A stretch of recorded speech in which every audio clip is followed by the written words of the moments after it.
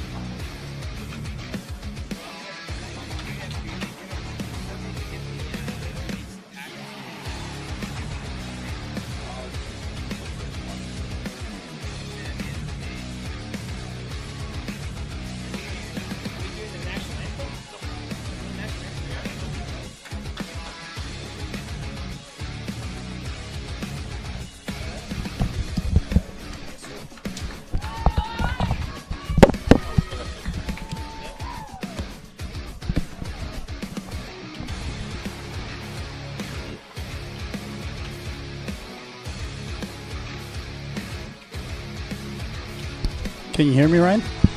Yeah, I can. Okay. Yeah. Is it loud enough? No, that's perfect. Okay. Do I sound okay? Or? You sound perfect. Oh, there we go.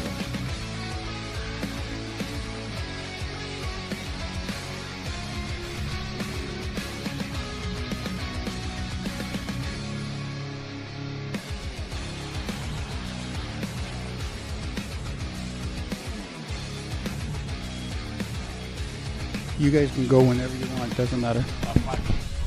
Yeah, we'll wait. We'll wait. No problem. We'll wait till about 2.5 because okay, so we finished 5-3. They finished 3-5. Eh? You had those notes there too.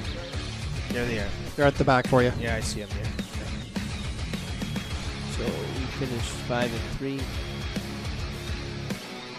They finished in 8th place at 3-5. So this is the B.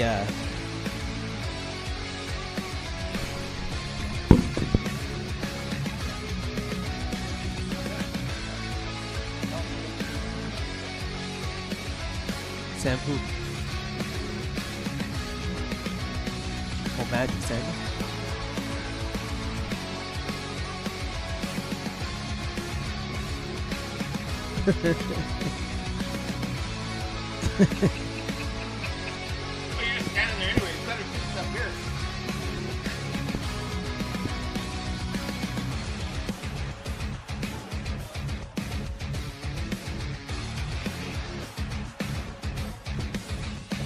Going? It's coming? There you go. Atta boy. Can't have a fucking game without announcing Jesus Murphy. Now he's gonna be super loud and I'm gonna regret it.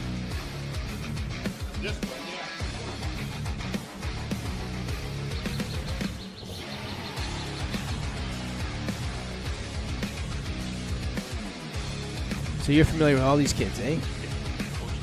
All right, good. So I'll be able to lean on you for.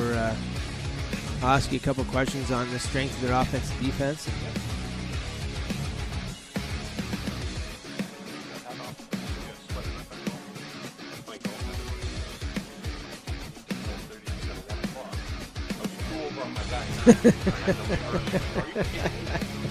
Best round of the year.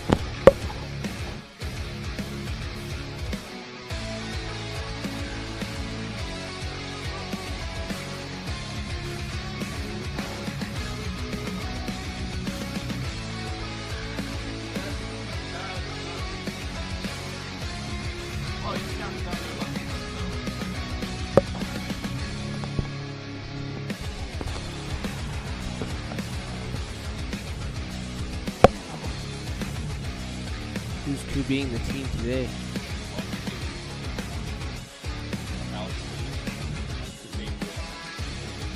Probably Murdoch, I'm gonna guess. Okay. Okay.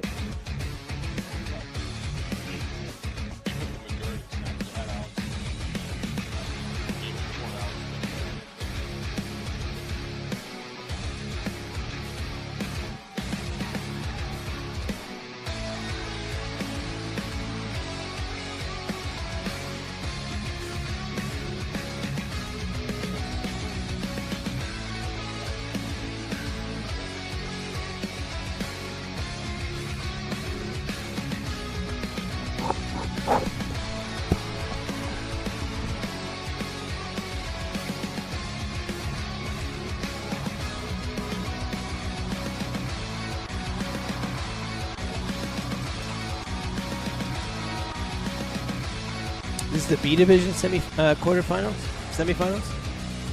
What is this? A quarterfinal or a semifinal? Quarterfinal. Yeah, this is the B division quarterfinals. Welcome to Super Ontario for first playoff home game. Okay, we're ready. You ready? 1 second. 3, 2, 1. Whoops, my fault. The opposition today will be 3, 2, 1 live. from Brantford.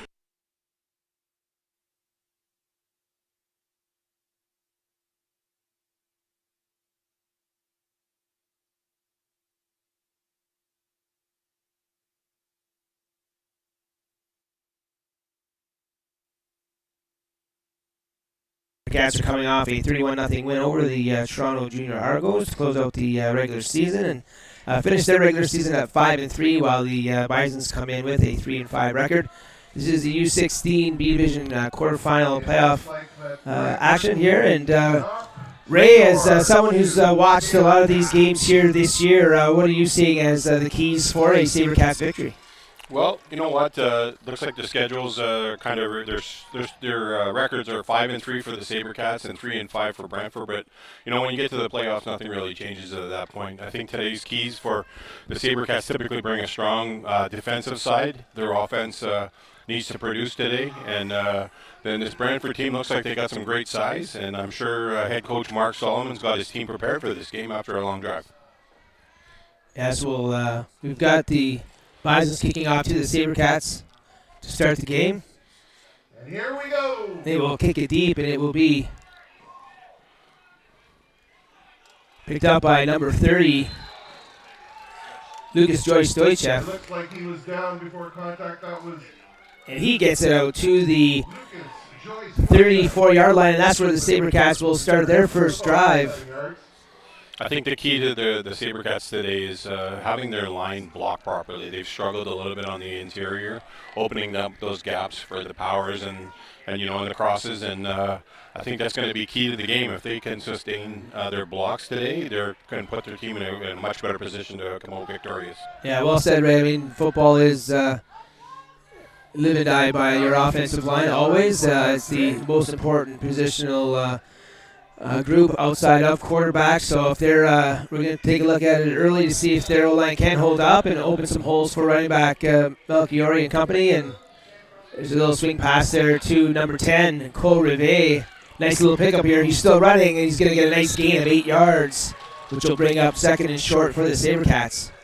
Yeah, you know what? That was a nice little flare pass there, and he, Very close to the first down. the defender, instead of tackling him, I've always stressed that when I was coaching defense at Cora, that you know, when you're tackling, don't throw him to the ground. Just try and hold on and drag him down, right? If you throw him forward, you're going to give him an extra yard. second and short here. So One here.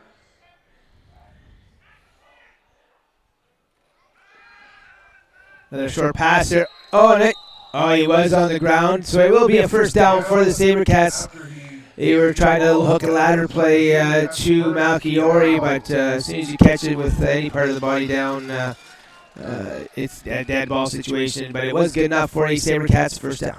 You know, I think that's one of the other keys today, getting the ball to Gavin Grisdale. He's an outstanding athlete, as you know, Ryan, from your basketball camps. And elite players make elite plays at elite times, right? So.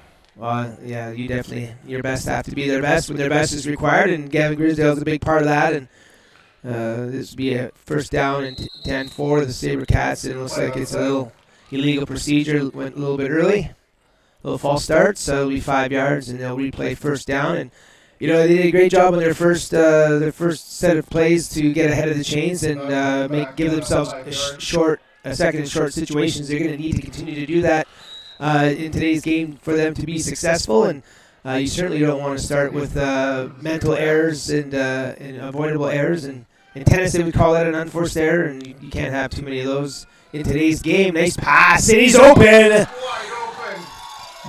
Number 1, Gavin Grisdale with a huge gain. Well, I just alluded to that a little bit earlier, eh, Ryan? Like when flag was post first down anyway, so we'll see what they're going to come back with that. But that was a nice little seam route that he ran up the middle, and Murdoch was right on the money for it. So he put the defender, at a disadvantage right off the snap, and he got free. So yeah, both are very good basketball players. So it was Zane hitting Gavin on the hit ahead on the fast break, and a nice gain there for the Sabercats. And for them to have success, they are going to have to pass the ball. It looks like a little bit of unsportsmanlike conduct after the first down was gained. They're going to have to keep their mouths shut. Sabercats bringing back 5 yards. Yeah, you know what? You can't have those. I know. I happen to know the head coach pretty good. Lives at my house in free rent, so he's not going to be too happy with that. Those plays, penalties can just kill you momentum. So yeah, 100%. Especially in 3-down football, you don't want these drive killers. But it is 1st and 10 now after some big plays here by the Sabercats early. So Zane certainly dialed in. He's back to pass. A little screen pass, a little dump off to Malchiori. He's got some room on the outside. Down to the 2-yard line. Beautiful pass and catch. Even better run by number 21 Malchiori, and the Sabercats are knocking on the door. Well, I'll tell you, this is a huge improvement from the last few weeks on the offensive line. They're giving they're giving Murdoch lots of time to pass, and that was a nice little screen setup, and they gained significant yardage there for sure. Yeah, not a lot of push from the Bisons on the defensive end so far, and basically Sabercats are able to get whatever they wish. And I was certainly coming here today hoping for a good game. I haven't watched a lot of games here this year. Actually, I haven't watched any at all. So I was really hoping for a good game. And so far, if this is going to continue with no push at all from the Bison's defense, it's going to be a long game for the red and white. But they do a nice job that time on number 21, Malchiori, and they stuff him behind the line of scrimmage. Yeah, Tristan Thomas was able to get outside there, and he made a great play from his position on the line, and he was able to drag Malchiori down. Malchiori's a pretty quick young man there, and 72 got to him and dragged him right down. So hats off to him on a great play. Yeah, no small feat. Taking down number 21, his father, an established running back of his own rights, and Lou went to Fair States and played football there, and played for the Steelers and Storm for many years. And the apple doesn't fall too far from the tree. But here's another big play, number 17 for the Bisons. Alex Zudi, the linebacker, with a huge sack.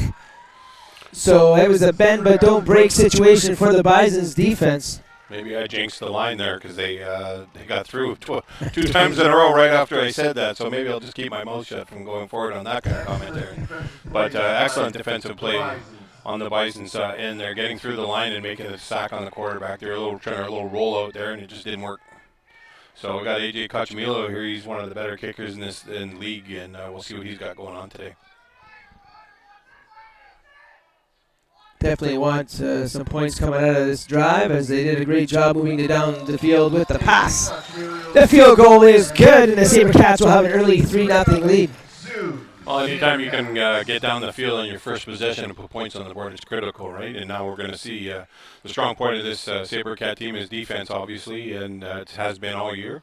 So we're going to see if the defense can match up to the Bison's offense. Awesome. And we'll take this opportunity, Ray, to thank our sponsors. Saultsports TV would like to thank the following sponsors for today's game. The touchdown sponsor is Cobb's Bread in Sault Ste. Marie. And I don't know if you're a bread guy, Ray, but I've been to Cobb's weekly. It's certainly my favorite place to go when it comes to not just bread, but all their pastries as well. So big shout out to Matt. You're preaching to the choir, buddy. I'm a big fan of the scones down there, and I got to stay away from that store. But or because I go in there and I'm just going to buy a whole bunch, but their buns and their bread is outstanding. So it's a great place for Sault Ste. Marie. For sure. And Jonathan Bujold of the Reliance Home Comfort is the TV sponsor. And also, the timeout sponsor is the True House Sports Radio. So a big shout out to everybody for sponsoring today's game. And if you're interested in sponsoring, just get a hold of Jay, and you can certainly sponsor any of these sporting events in Sault Ste. Marie in the future. And we've got the third phase up now with special teams, and we'll see how their kickoff coverage does here against the Bisons. And big kick there by Cox Melio, and the returner gets it off of one bounce. Nice return. And it's hit hard there by number 27, Max Fuselli. Fuselli with a nice run, but a nice return there on the far side. Looks like number 3. Yeah, even after fumbling the ball, he was able to get another 20 yards plus. So good run back, good kickoff. And now we're going to see the offense for the Brantford Bisons and see what Coach Solomon's got in store for us here today.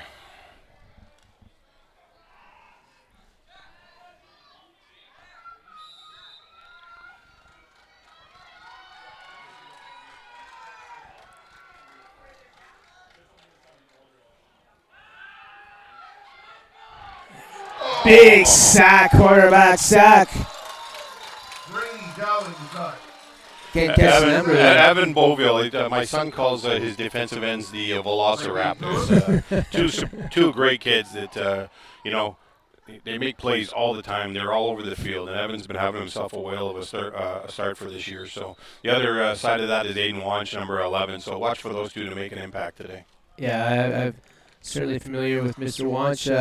Also another basketball player came out for the first time as a junior boys basketball player. Did a great job for the championship-winning Cork Colts. And nice to see these two ends disrupting the quarterback. And this time it was Wanch's turn to put some pressure on Beauville and helped to cause an incomplete pass there. So pressure up front, back-to-back plays by the ends here for the Sabercats. So you mentioned it, Coach. Their defense is extremely strong, and when you start with defensive ends like that in a passing league, you're off to a good start. Yeah, you know what, young Lajan, boy, had a great back half of the game last week, and he was up there for honorable mention and start of the game. He had a couple of picks last week, so you have to watch for him as well. So. As always preached, defense typically wins championships, right? So. You certainly can, but you can't win without scoring. No. I'm an offensive guy. You can count. Ben Trevisanute is back along with Gavin Grisdale, too. So. Grisdale and Trevisanute ready to receive the punt. Time clock violation, I think, Coach. But looks like there's a flag on the play. Yeah, looks like it. Going to back him up a little bit, 5 more.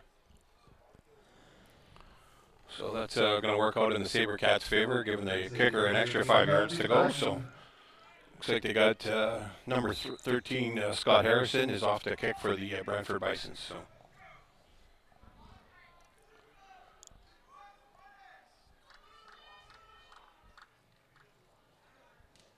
That's not the kick they're looking for. They got to be careful here. Usually blow those dead. Yeah, that's tough to get a no-yards penalty on a kick like that, but we'll see what they do if they pick it up or not. And regardless of whether they pick up the flag, it's going to be great field position here for the Sabercats to start their second drive. And Yeah, it's going to be up to the O-line here to get a little bit of protection and see what they can get. So I'm interested to see. Usually the 10-yard kicks, they just blow them dead, and they don't end up calling the not enough yards penalty. But we'll see what's going on.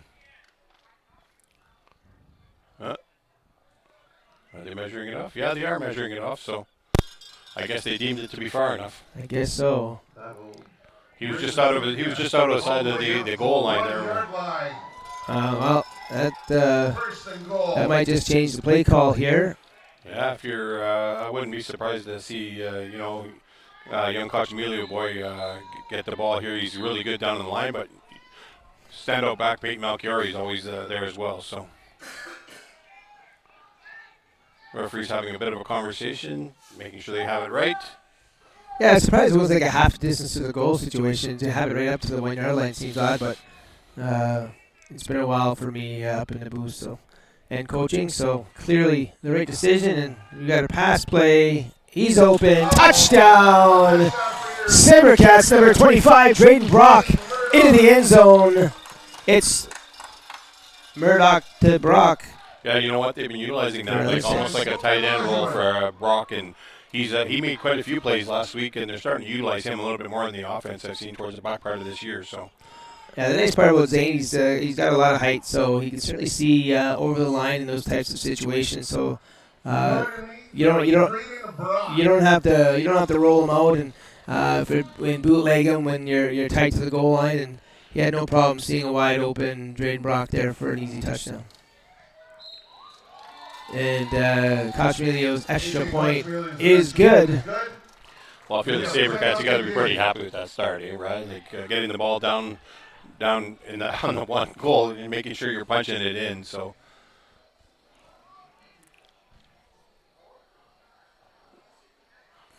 sure, Coach Solomon over there is trying to get. He's going to have to boost the morale of his kids. You're down 2 scores right off the bat in the first quarter.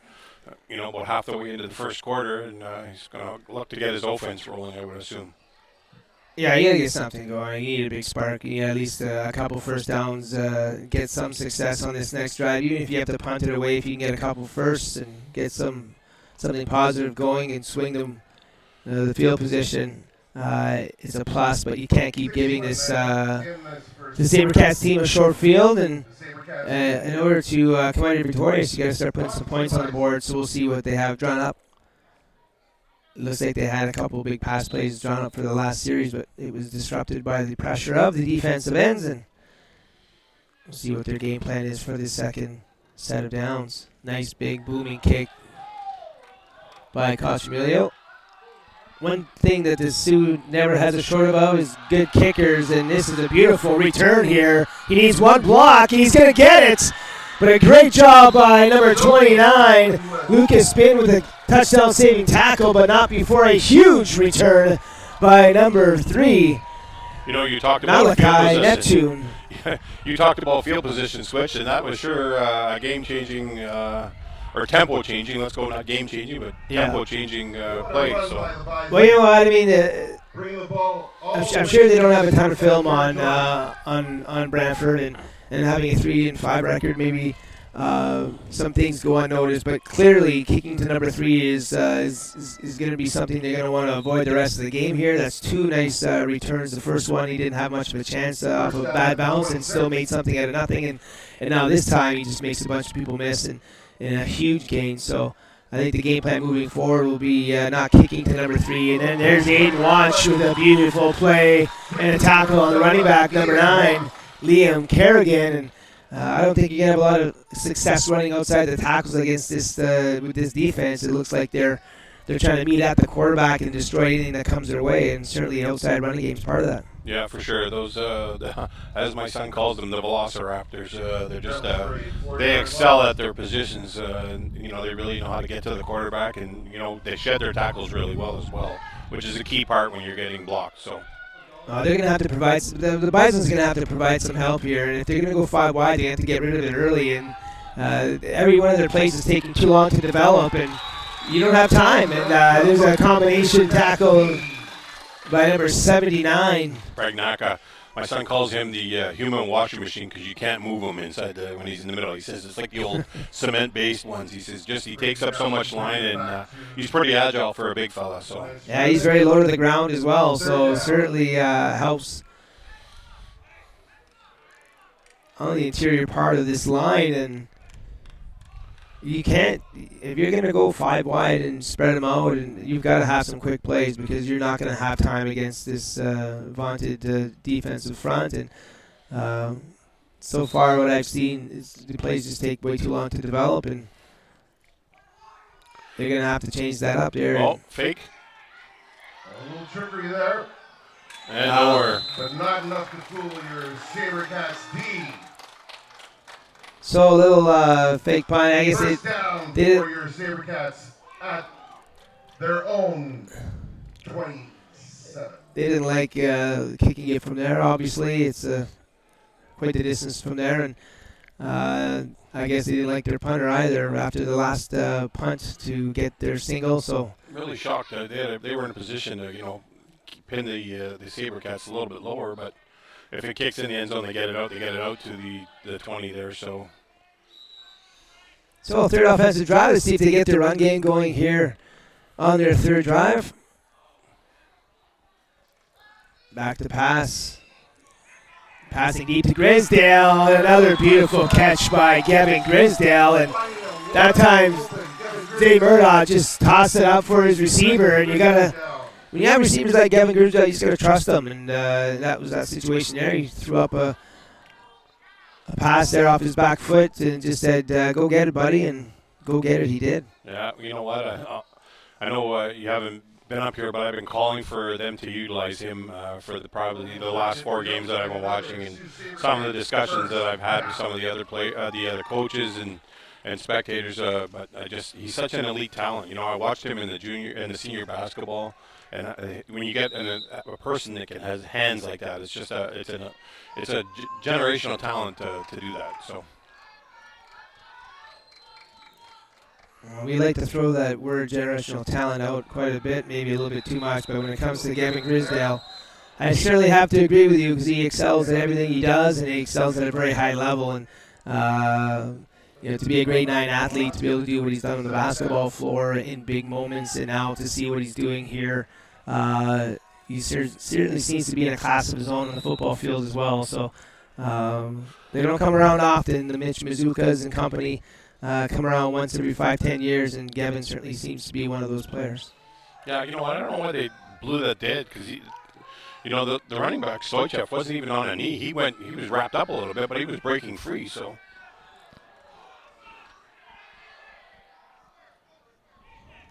Alex Hayes, the quarterback for that play, and he gets sacked.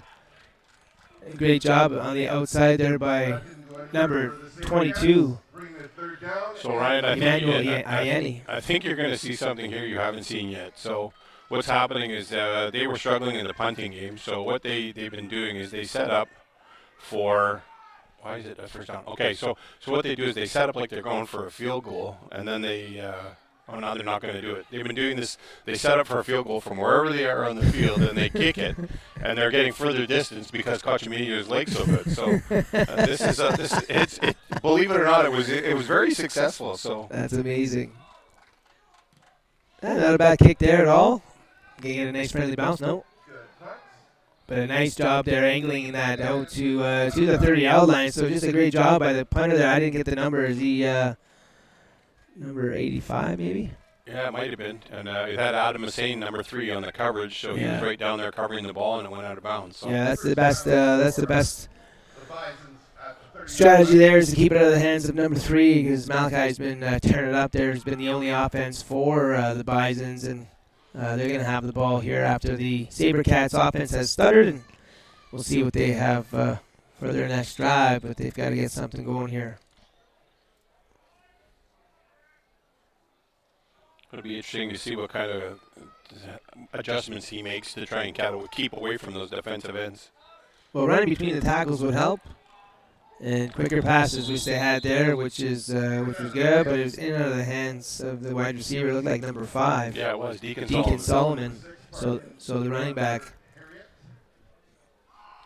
number 6 Parker Harriet. Sorry, and I mean that's what they certainly have to do is get the ball out quickly, and but now you got to make some catches and stay above the chains. And that time there they did not, and it'll be second and long for the Bisons. And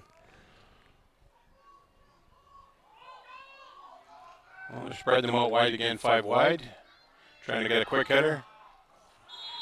Well, they're getting the ball out quickly, however, the execution's not there, and it's going to be third and long here for the Bisons once again. So nothing going here for the Bisons, really. Well, I think barring a sneak, they're going to try a punt again this time. So they weren't too successful on the sneak, and it didn't really work out good for them. But going to give their kicker another opportunity to see if he can put them in a little bit better field position. So they got Scott Harrison on there to punt the ball. Well, I'd be finding number 3, finding a way to get number 3 Malachi. He's lined up hot over there. Neptune He just moved up on the punt team in any kind of a sneak situation or a fake situation, but this time's a decent punt here. We'll see what Grisdale can do with it, and here he goes. Grisdale's got a blocker out front. He's getting some room to the outside, and number 14 and company finally bring him down after a nice gain. So Chase Rivers slowed down Grisdale, and the rest of his teammates helped him clean it up, and the Sabercats now have it first and 10 on the 30-yard line. Yeah, So great field position once again. They made it back to the original line of scrimmage. Right. So, you know what? Hats off to the Cats defense here. They're staying true to their form, and they've been playing great. And see if the offense can get them back on the board, I think, is will be the key to this whole first half. So if they can get up 3 scores, it always makes it a little bit more challenging when you're behind the 8 ball trying to catch up, right? So. Well, if I did read it properly earlier in the week there, the Sabercats were waiting to see the outcome of some other regular season games to see if they would make the A Division or B Division playoff picture. And unfortunately, with tiebreakers and such, they were relegated to the B Division. So now they're playing the 8th place team out of the West. And certainly should be a talent advantage here for the Sabercats team. Certainly looks like it early. But still only 10-0, and they bent but didn't break the first drive, and it looks like they've done that last couple. So if the defense can kind of hold them in, and they can get some big plays, they can get their teammate back in it, and the Sabercats looks like they're shooting themselves in the foot here, Ray. Yeah, they got a holding penalty, and it really didn't even need to be happen because the play was already, Malcari was already past the line of scrimmage running the other way, and those are penalties that will just like shooting yourself in the foot. So they're first and 20 and going the wrong way on the field. Yeah, I can see Grisdale a big factor here in the next couple of plays. I know Zane Murdoch looked for him early and often, and I think you're going to see him attacking the middle of the field again with Zane. And here's a little toss play to Malchiori. He's got a nice block on the outside. Brings it up for a gain of 12 or so yards. Nice block on the outside there by Cole Rivet. Yeah, well, they got the penalty yards back, so that's the key. They're going in the right direction now. So let's see what Coach Robinson Wright has dialed up for right now.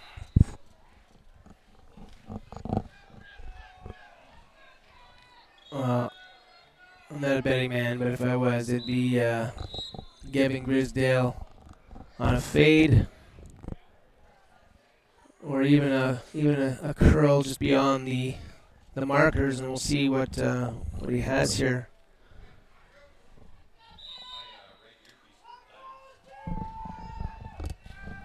Looks like the Bisons are providing some help over the top of Grisdale. He's going towards the middle.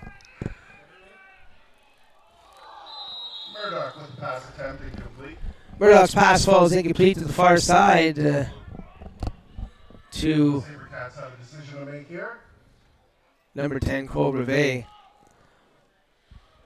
Didn't quite get his shoulders square to the target on that rollout to the left as a quarterback. When you're rolling to your weak side, you got to make sure you get your shoulders and your hips downfield before you make that throw. And didn't quite get there, and the pass fell a little bit short. Rivet was open, but now we're going to have a third down situation. And looks like Drayden Brock's on for the punt again. He got the first one and was off well, so.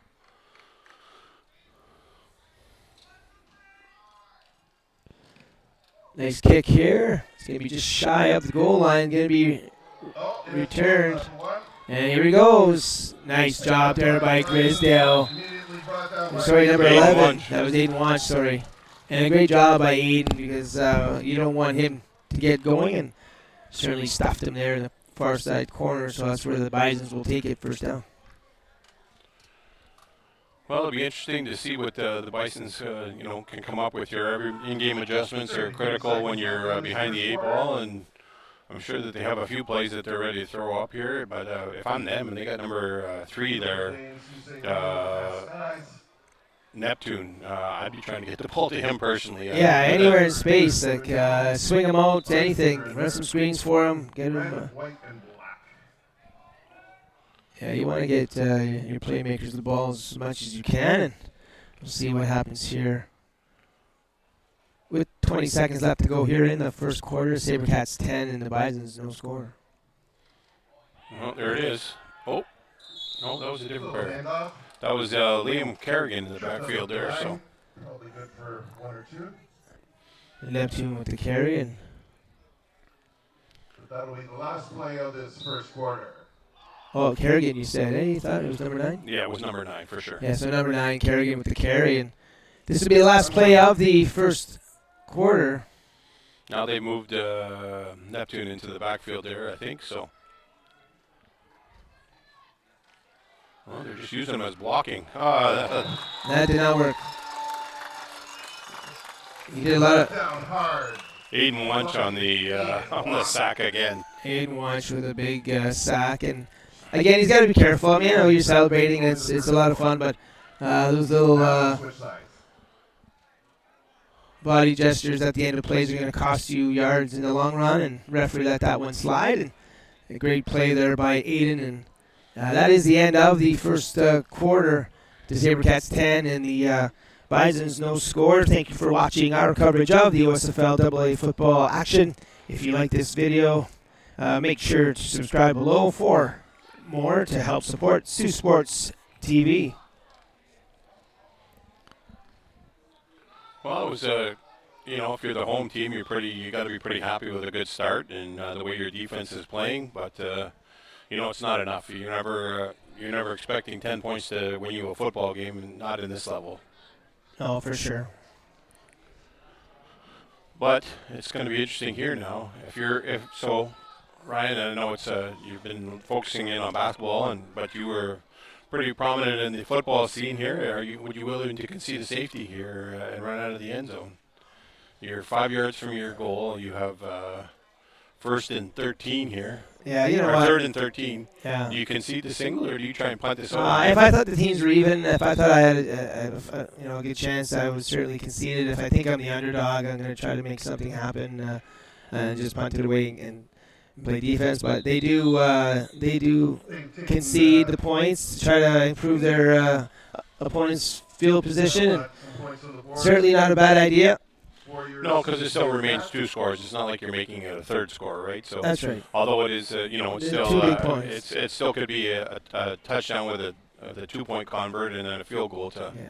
So. Yeah. I always think it's too early to be trying to do the punch the numbers when it comes to those 2 points. It's just whether or not you feel you can concede those and still have a chance. And clearly, they think with this much time left on the clock, they certainly have that, and so they're going to play this field position game.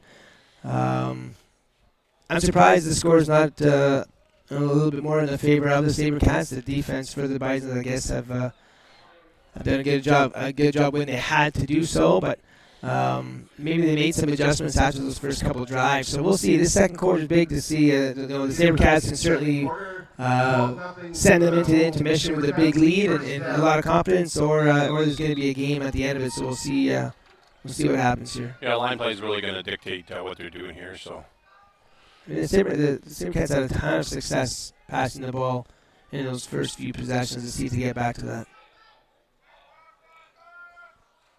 and they do with a little hitch pass, but well covered there on the outside by number 4. Just a great job by Collingwood reading that play. It was a one-step drop and firing it out to the wide receiver, and the corner was playing hard coverage on the outside, and certainly that play wasn't there. And I'm surprised they don't have some kind of an audible out of that when they see the corner playing hard. So, when you're playing the quarterback position, the first thing you're reading is the safeties, whether they have 1 or they have 2, whether they're playing likely cover 3, cover 1, or cover 2, cover 4.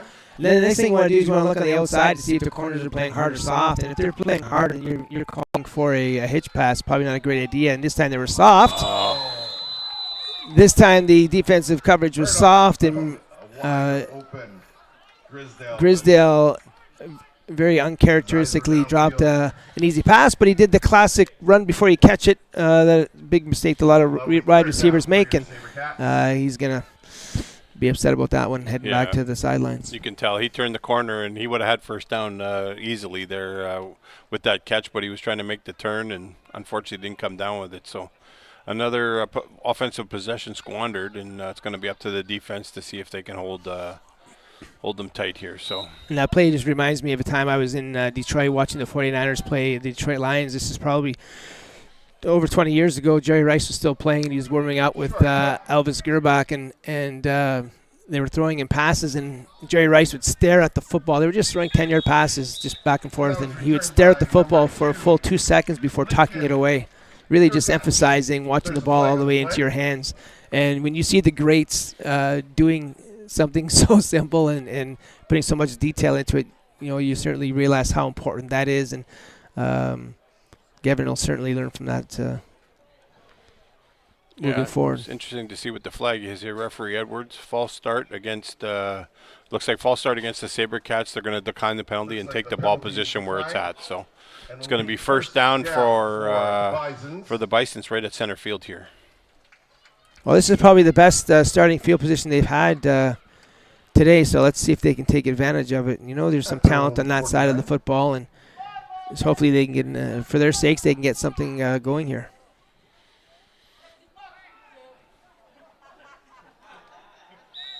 Well, we're going to see if the Velociraptors can get home here. It looks like they went back to a 3-man line here, and they're going to change things up on defense and giving them a different look and something to think about. So. And with that 3-man line, they option to a running play, and it's a huge run by number 30, Jamario Greenidge, with a huge run for the Bisons, and that's going to be a first down around the 35-yard line. So a great job by Greenidge there, and they haven't shown much of a run game, so I think the Cats went to a 3-man line for that reason. But you get a few more runs like that without support from your linebackers, you're going to be going back to a 4-man line in a hurry. And they jumped out of that 5-wide scenario. Now they're just handing the ball off. So I think they're going to have to make a change here. Oh, what another huge run, back-to-back runs. Yeah, and there's the change. And here come the heavies on the interior of that line, and quick adjustment made there by Coach Solomon, and this chess match is now. Yeah, he, credit him for changing the way that they went 5 wide and they weren't having any success, and now they're trying to run the ball, and they're moving the ball. So, your move, Coach Baswell. Well, he brought in his 2 heavies in the middle there, so we're going to see. He certainly did.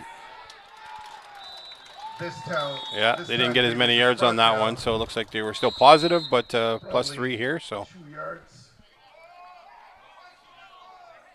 You got to be careful here. You don't want to give them 15 for nothing. There it is. It's like, guys, that's just undisciplined football. I mean, get off the pile. I mean, you're being told by referees to get off the pile. I don't know if somebody's injured. I think somebody was trying to hold on to the ball, and then one of the Brantford players was trying to pull the other player off. So I'm not sure what was going on with the scrum there. Well, the Sabercats came up with the football, but clearly it was called down. The referees were telling them to get off the pile, and instead they decided to keep fighting for the football. And rough play against the Cats. I'm surprised that wasn't called both ways, because typically when you're pulling somebody off the pile, you're initiating something as well. So usually it goes both ways, but referee Edwards and whoever the side judge over there has made a call. So it's rough play against the Sabercats, and it's going to push them back even more. Yeah, when that referee blows the whistle, man, the play is over. There's no point fighting for the football or any other Inside the 10-yard line. post-whistle antics. Just get off the pile and next play. And you can't give these guys an opportunity here because now they're knocking on the door, only down by 12, and it'll be a one-touchdown game here in a hurry. So we'll see what Coach Solomon has drawn up here for them, and I'm guessing number 30 is going to be a big part of that. Yeah, I would see a heavy dose of the run here. Oh, nice little fake there. He's open. Oh, you can. Oh, what a picked off there on the far side by the Sabercats. What a horrible turn of events for the Bisons. And a little bit of luck there for the Sabercats as the ball was tipped by the wide receiver. He was wide open. Looks like Cam Williamson came down with that one. Williamson with the gift, and he made no mistake. And great job there by the defense to come up with a big play when they needed one. And again, man, I'm telling you, with these young quarterbacks rolling out to their left and these inaccurate passes, you have to make sure that your hips and your shoulders are square before firing that pass, and you got to be going downhill. And both times, once it was Zane Murdoch, the other time it was their quarterback Dowling, and inaccurate passes certainly have cost the Bisons here early. And what a huge momentum swing, and certainly devastating for the Bisons. I've been a big proponent, though. However, if you get your hands on the football, you got to catch it. That comes from a defensive player, or a defensive coach. There's a lot of fingernail catches that the defensive coaches are expecting these young guys to make. And when you're one way and you're throwing it up there, I mean, I would agree with you. He probably should have tried to go up there with two hands, but it was that was a bad pass, and that one's on the QB. And as a QB guy, they're not absent from blame, and that pass was certainly inaccurate. And there's another opportunity there on the hitch pass for the Sabercats, and the Bisons are doing a great job with that play. And they've come up 2 or 3 times now and made big plays on that hitch pass, Ray. Yeah, I'm not sure where Coach Robinson Wright's going here. He's had really successful in vertical, and now he's throwing these little flares out. And I think they got to get back to those Drayden Brocks up the middles. And, obviously Brantford's changed the defense. They're still playing the cover one shell, but... No, you got Cobra Bay on an island here. I'm just laying it out to him. And there you go. You got to lay it out to... Oh! He just overthrew him there because Gavin Grisdale was he was home free. There was nobody in front of him. All he had to do was come down with the ball, and it was just overthrown a bit. So yeah, that was a slip on that hitch play, and he ran the slip on that and was wide open, but unfortunately they couldn't connect. And I'd like to see Zane put a little bit more on it, get it on him when he's that wide open. I think sometimes quarterbacks try to be too neat with the ball and just get it on him. I mean, he had 10 steps on the nearest defender, and get it right on him and let him go to work. And yeah, when you're coaching the kids and you're at that quarterback, it's thumb down when you're throwing the ball so you can get it to where you want to get it to, and just let it float a little bit too long. So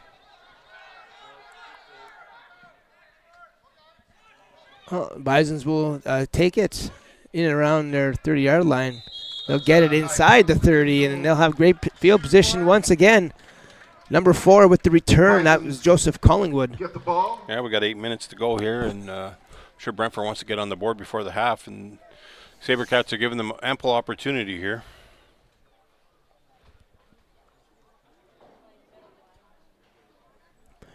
You are watching OSFL AA football action here at Superior Heights on Sault Sports TV and Rogers TV, as well as listening on True Sports Radio, brought to you by Saultsports.com. Well, it looks like the Cats went back to their base defense, so they're going to try and stop the run. That's a heavy dose of the run that they're trying to come through with here. So, ball's up. Play action. And nothing doing there for number 6. Complete pass. Parker Harriet. And we had Max Clement there on the Johnny on the spot and knocked him down. So they actually got the pass completed, but they lost about 4 yards on the play, right? Yeah, I think both teams need to take that play out of their playbook. The hitches aren't working. The defense is on the outside doing a great job coming up and making plays, and it certainly certainly not working, so they got to make that adjustment. Maybe perhaps change it to a bubble screen or something like that so that you got some blockers in front, right? No, he's going to run it. Time. Dowling is going to carry it, keep it himself, and didn't wrap him up, but did slow him down. And 47 there with the tackle, Wesley Tate. So Wesley Tate with a nice play. It'll be 3rd and long here for the Bisons. We'll see what they elect to do here, lined up around the 30-yard line. And at this point in the field, you know what? I wouldn't be surprised to see them go for it. And coach is sending another play in, so they're not rushing their punt team on. So it's going to be interesting to see what they're going to do here. Yeah, certainly another pass play is coming up, and they do need a full 11 yards here. So, well, if I'm them, I'm going right to the end zone. I mean, if you're going to get an opportunity here, let's make it count. Let's get to the end zone. Hope for a touchdown or a pass interference penalty, and we'll see what they do here on 3rd. Well, if I'm them, I'm trying to get the ball to Neptune. That's who I'd be trying to get the ball to, but the catch is made. However, it's not going to be enough for a first down. Nice pressure there by number 47, Wesley Tate, on the quarterback to make him throw it maybe a little bit earlier than he wanted to, but that pass and catch was not good enough for a first down. So the Sabercats will take over 1st and 10 on their own 25-yard line. Bend don't break. So yeah. The game's still pretty tight here with a 12-point margin, but I know if you're the Sabercats here, you definitely want to add to this lead before the half gets out, so it's going to be up to them and Coach Robinson Wright to get the right play calls in here and see if they can advance the ball.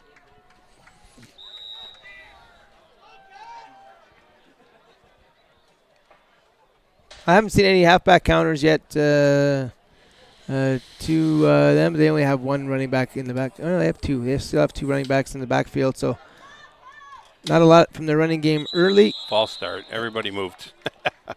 Number 65, I think, was the guilty party, Deacon Lesage. He got a pretty good jump on the play call, but that's all just cadence. And, when they were working on it in practice this week, I know quarterback Murdoch missed Tuesday due to a family commitment. And, if you don't have that timing right, it's something you just keep building on. So, unfortunately, they got a false start penalty there, or you weren't listening properly, I guess, is the other reason. But yeah, those are killers, and they were looking to run a sweep to the outside there with some zone option right and zone run right, but didn't connect, and we'll see what happens here now. Forced to pass. It's a rollout here by Zane. He's going to look deep. And it's going to be intercepted by number 20 on the far side. That's Connor Westra with the interception. He's still going, and he's going to have the ball now inside the 10-yard line for the Bisons, so a huge play here by the defense. And the Bisons are going to be knocking on the door with 5:27 left to go here in the second quarter, down 12. Yeah, you know what? I think Murdoch probably should have threw that out of bounds because he was nowhere near his receivers. He was 10 or 12 yards away from even getting the ball to where they were at. So not sure what he saw there. He was maybe hoping that his receiver would leak out towards the sideline, and it didn't happen. So Brantford in a great position here to get on the board.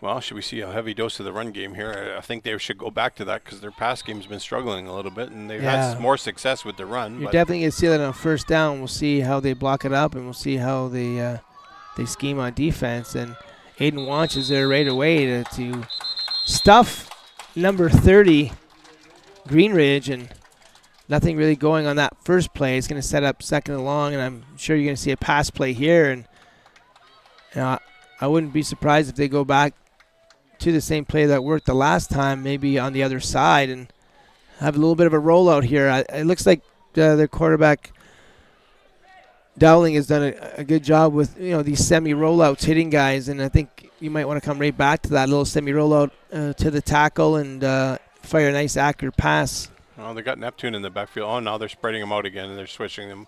So here we go. Quarterback draw. Quarterback draw, and that's a fumbled on the play. Who's it recovered by? Well, I think they're marking him down. Oh, no. Sabercat football. It was fumbled on the play and recovered by the Sabercats. He was not down, and a little risky play there by the Bisons, and it was costly. As now, again, you talk about bending and not breaking. My goodness. this defense is coming up big when they have to, and a little forced fumble, and now they'll have the ball with 4:30 left to go in the first half. Yeah, that's a quarterback. Just unfortunately for the Bisons, he had some good progress there had he held onto the ball, and you always stress to them when you're going to get hit to get that second hand, hold the ball tight, because defenders, I teach the kids, you're trying to rip that ball out. First guy in makes the tackle, second guy in is ripping the ball, and they were successful in getting it out of his hands. So it's unfortunate for the Bisons at this time because they were right down there ready to score. Yeah, you certainly get that feeling that the Bisons have deserved a little more than what they've gotten here in the first half. But some untimely turnovers, and some forced, some not. Certainly caught. There's another fumble on the ground. Great job there by the Sabercats to hop back on it, and Cole Reve with a heads-up play to get on the football, as Malchiori did put the ball on the turf. And nice job there by the defense after a sizable gain to force the fumble, but it will remain Sabercats football and a first down. Yeah, they're extremely fortunate there. That could have been back-to-back fumbles on two significant plays.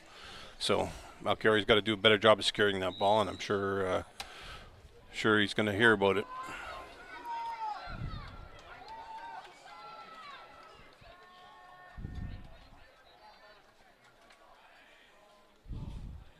Yeah, if you're the Sabercats, you certainly want a couple first downs here. Well, he just laid that up again. Terrific play. Connor Westra got his hand up there and deflected the ball. They were trying to get the ball to Drayden Brock there. Yeah, so, I mean, you look at number 3 on special teams and offense, and you look at number 20 on defense. That's the second big play he's had, and almost his second interception of the ball game. So if I'm the Sabercats, I'm trying to look him off and go somewhere else. And you can't just you can't float these passes. These passes have to be on the money, and almost like a B trajectory. And they're just going a little high. And this time now it's a bad snap, and Murdoch does a great job getting on the ball, not to turn the ball over. But again, it's back-to-back plays where they didn't execute, and now they're forced to punt it again. Yeah, Eden Wunsch with a bad snap there to quarterback Murdoch, and they're going to be forced to punt here. Hopefully that for the sake of the Cats, that Drayden Brock can get a nice kickoff for them. I mean, you couldn't ask for better weather for a playoff game, Ray. No sun. It's not too hot. It's perfect conditions. There's no wind whatsoever, and so we're very, very lucky to have a great day for football here at Superior Heights. If you're out there watching, certainly come down and cheer on your favorite player, as the weather here is fantastic. And here's number 3 again, and 47. Tate's having a heck of a game on the defensive side and special teams, but there's another penalty, and for the Sabercats, this is getting ridiculous now. Yeah. Now players are going to start getting tossed here, and it's just foolishness. I don't know what the tempers can flare, but just use your noodle. That's either team here could be putting themselves in worse position. So we're going to see if this is a 2 flag. I thought I saw 2 flags over there, so it could be 1 on each, but we're going to find out. Referee Edwards got to tell us here. Referee Jardine giving him what he saw, so.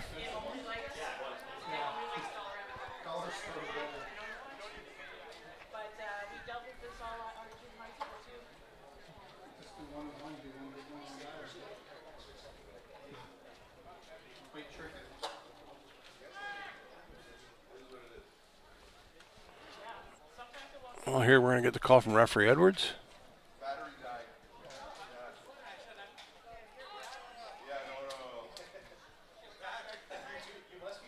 Okay, Steve, you can give us the call here now. They're writing it down, so it's going to be rough play against Brantford. Objectionable conduct against Brantford. So 2 significant penalties should move the ball. It's going to move him back 30 yards. This is a 30-yard change of field position, and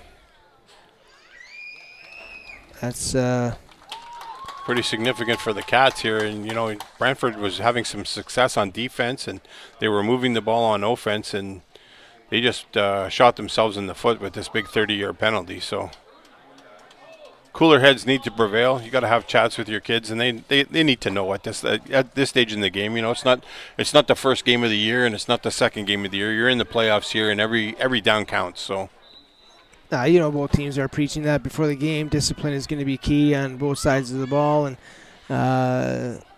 they would have had the ball on the 30-yard line going in, and now they need 3 first downs to get that back. And if you're Coach Solomon, you're just shaking your head. And you know, how many times you got to tell your players to be disciplined? And in a game like this, you just can't have these penalties. And here we are, 1st and 10 now. And number 3, Malachi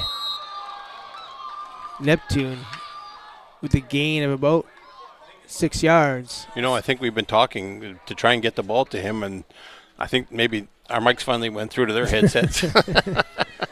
Yeah, I mean, he's such a talented player, eh? I mean, I'd be finding a way to get number 20 on the offense, too. I mean, these guys are great athletes, and you want to get the ball in their hands. And haven't seen much from the offense yet here from the Bisons, but, you know, they're only one big play away from getting right back in this ball game. And yeah, I'm sure offensive coordinator Don Hamilton needs to start utilizing that young man. And there it is again. Here he is. Oh, and there it goes. That was too far developing for them. There we have Tyler Cady, you know, standout athlete here in Sault Ste. Marie on defense, and Aiden Wanch was there to wrap him up, and he didn't get anywhere. Yeah, if I'm running any kind of counter plays, I'm running underneath number 11, and I'm bringing somebody to come and block him. And he was certainly untouched on that counter play, and unfortunately, a couple players are feeling it here after that play. And you mentioned Tyler Cady, and he seems to be shaken up. Whether it's a helmet to the thigh or a twisted ankle, he's being helped off the sideline. So hopefully he's going to be okay. And I think that's the Neptune. Malachi Neptune is down for the Bisons, and the electric player that we've been trying to get them to get the ball to. So looks like they had a little bit of wrap up on the knee issues here, and Tyler Cady's finally able to put some weight on it. So usually that's just a knee-on-knee issue, and hopefully they both are able to return to the games here and walk them off. So they're both up now, so that's good to see.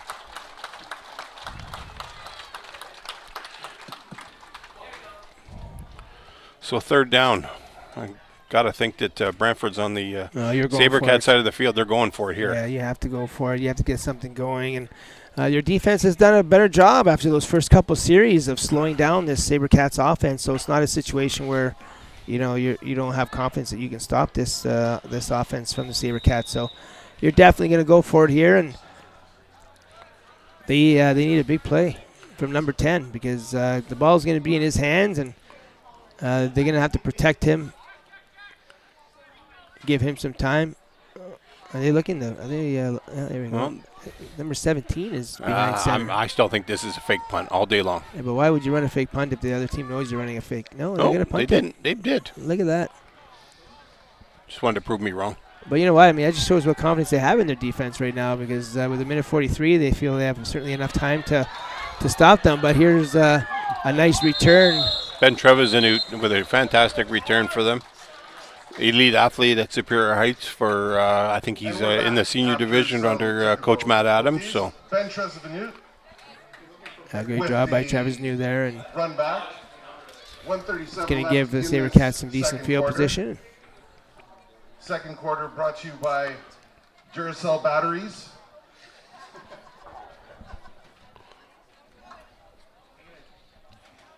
We pronounced it Trevisnew back in the day. I don't know if that's changed over the years, but we had Jason Trevisnew at Cora years and years ago. I'm not sure if that's dad or not, but certainly a nice return there and a good football player for the Sabercats. So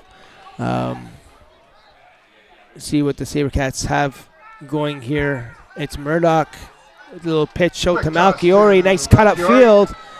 And a nice gain of 5 or 6 yards for number 21. Very close to a Sabercats first down. Wow, looked funny on the side of the field, but that was 9 yards ago. Yeah, it was 9. So great job there by Malchiori cutting it up field, getting north and south, using his blockers nicely. And, talking to some coaches from the Sabercats, They'd like to see number 21 be a little more patient when running and not hitting the hole at 100 miles an hour every time. And he did a really nice job of reading the blocks and cutting up when he had the opportunity. He's going to get another opportunity now, and another nice cut up and another nice run.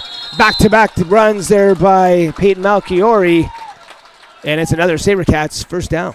Credit to Coach Robinson Wright in changing the flow of his offensive callings there. A couple of sweeps out wide, and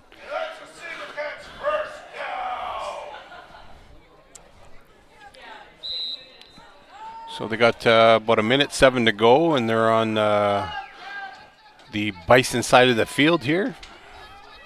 I know if they can get into kicking range, I think young Cochamilo is probably good for at least 28 yards. So, speaking of Cochamilo, hand off to him up the middle. Nice run by number 13. He's still going. Hard to take him down, and he rumbles his way down to the 27-yard line, and that's where the Sabercats will have it, 1st and 10. Knocking on the door for another touchdown, and this will be huge going into half. And 43.2 seconds is a ton of time. Timeout, Brantford. That defense is going to have to make some adjustments here, but a great job sticking to the run game. The offensive line did a great job creating holes for Malchiori and for Calchamilio on that drive, and certainly going to set up some good play action if they get a little bit closer for the offense. And big drive here for both teams. And just a reminder, our timeout sponsor today is True House Sports Radio. The very lovely, the very talented Mr. Jay Houselander, who's at the controls, and our boss for today. 43 seconds left in this second. Be interesting quarter. to say we'll see what Coach Robinson Wright comes First out down with for here. your Sabercats They're having a lot of at success the throwing the ball, and they still got significant time left. So 24-yard line. I got to draw something up for number 1. I mean, Gavin Grisdale is your best weapon. You got to draw something up for him, and whether it's a semi rollout to one side and a backside post to him on the other side, or you got to give him the football. And certainly they've had some success with that. Even if you want to run trips to one side, have him on an island on the other side, and just let him go one-on-one with the defender. You know, you got 14 on the outside here guarding number who is that, 38? yeah. Mike, 38. So it's going to be a run play here. It's going to be Malchiori again, and he's got some blockers. He's going to cut it up.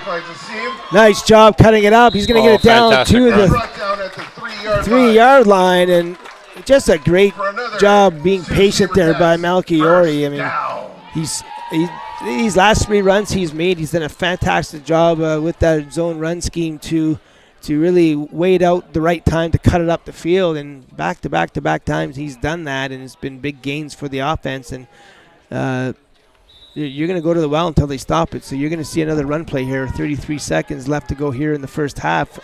12-0 Sabercats. I think they got to catch him in something different here now too. They can keep pushing it out. Go to the other side.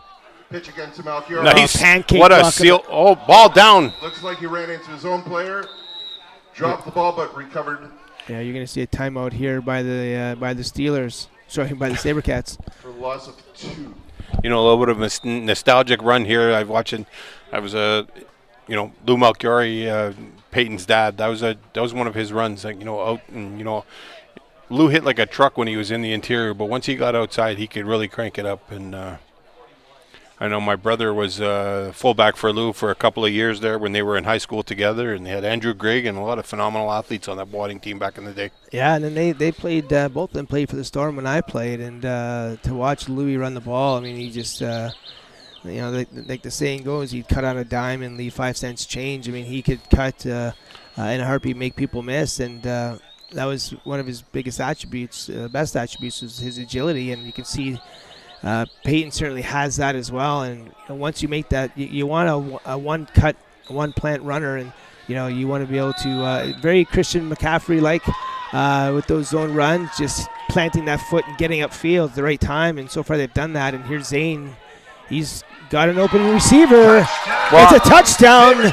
It's Drayden Brock's second touchdown of the game. What a throw. And if they're not going to stop it, you're going to keep running it. Yeah, you know what? I seen them. They had the safety come down over the top when Grisdale went out into the slot, and they rolled the safety down, and that left that play wide open. So if they're going to come down and try and double Grisdale, Brock's going to be open all day. Yeah, Drayden Brock was a great job there with the touchdown, and that's back-to-back. Not back-to-back, but touchdowns. 2 touchdowns for him now, and every time they get down there, they seem to look for number 25, and he's got nice hands, runs great routes, and 2 easy touchdowns there for the Sabercats. Just big points. That's 7 huge points going into the half. I mean, being up close to 3 touchdowns opposed to being only up 12 going into half. Certainly with the Bisons receiving the ball in the second half, it's just huge points, and just a really nice job by Coach Wright drawing up those plays and sticking with the run when they were giving it up, and almost like Coach Solomon did, making those adjustments and getting going run heavy. The Sabercats did the same thing, and it certainly paid off. Yeah, you know what?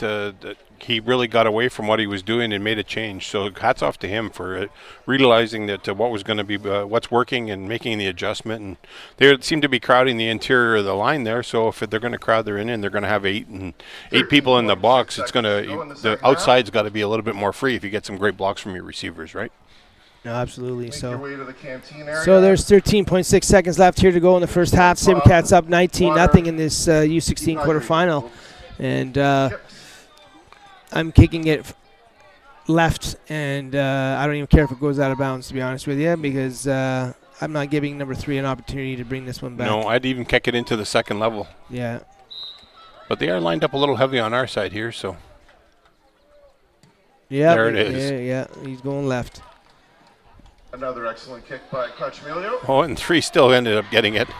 I'll give it to him there.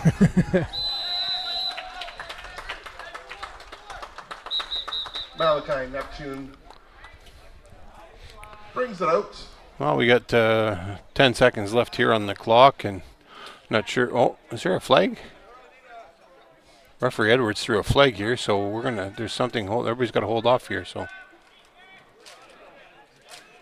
Re-kick. So there must have been an offside called by referee Edwards, and they're going to have to re-kick the football. So this will knock another few seconds off the clock. The Sabercats are going to be re-kicking that to the Bisons. Yeah, for that reason alone, Ray, I mean, every second on the clock matters here, and you're going to get an opportunity to take some more time off the clock, and instead of maybe having 2 plays to try to go the length of the field on a big Hail Mary type of a play or a big play to the middle of the field, they're only going to get 1. And now they're kicking it to Neptune here, which is interesting. Well, it's going to be coverage on the teams here. And he ran right into the teeth of it. He's still breaking away. What a great run back. And so now they get the ball at the 50-yard line, and they're going to have 1 play left here in the first half. Potential Hail Mary pass, or maybe they take a knee and get back into the room, try and regroup and see if they can come out and get some points on the board in the second half here. Well, I'm going to fire the coach myself if he just goes down on a knee and doesn't try to get a Hail Mary pass interference. Anything can happen. If he just kneels, I'll be extremely disappointed. We'll see what Coach Solomon has in store here for his Bison team. Just put your speed out wide and let it go. Neptune's going to be in the slot here, so I'd be hitting him some kind of a. I'm surprised they didn't try to overload one side and just send 1 wide out to the other side, but. Here he goes. Oh, that's out. Just a little flare out. At that point, you might as well have just taken a knee, and that's going to send us to the half. So. Yeah, I don't agree. I don't disagree with you there, Ray. Oh, here's another penalty. And that's the end of the second quarter. So this is probably going to. After 2. This is probably going to. Bisons nil. This penalty is probably going to be tacked on at the end of, or at the beginning of the second half. So the Sabercats will be kicking off probably 15 yards further back from when they originally would have, is my guess. Rough play. Yeah. Against the Bisons because. No, it's against the Sabercats. Oh, it's against the Sabercats. Yeah. Well, he pointed this way, and the Bisons had the ball on this side of the field. So. Oh, you're right. So it's going to be added to the kickoff. So the Sabercats will be benefiting on the second half kickoff here with a 15-yard push. So we will be back for second half action in approximately 15 minutes time. My name is Ryan Langton. I'm here with Ray Bazawa, Jay Hauslander in the booth. You are watching the OSFL AA football action on Sault Sports TV and Rogers TV, as well as listening to it on True House Sports Radio, brought to you by Saultsports.com. See you soon for second half action.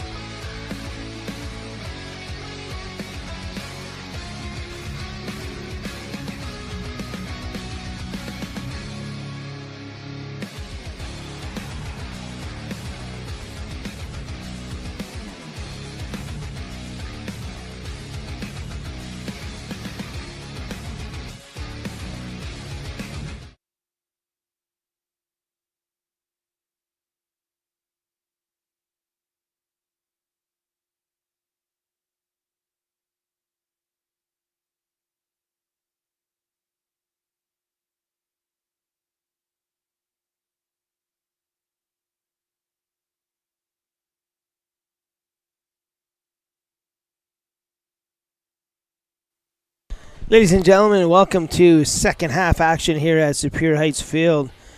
It's OSFL action on Saultsports TV from Superior Heights in Sault Ste. Marie, Ontario, brought to you by Saultsports TV. It's a 19-0 lead here for the Sabercats. They got off to a great start with a 10-0 start, but the defense from the Bisons has tightened up a little bit, and it was back and forth without any scoring until late in the first half. The Sabercats with a beautiful drive, getting down the field and punching it in. Drayden Brock with his second touchdown of the game, and that ballooned the lead now to 19-0.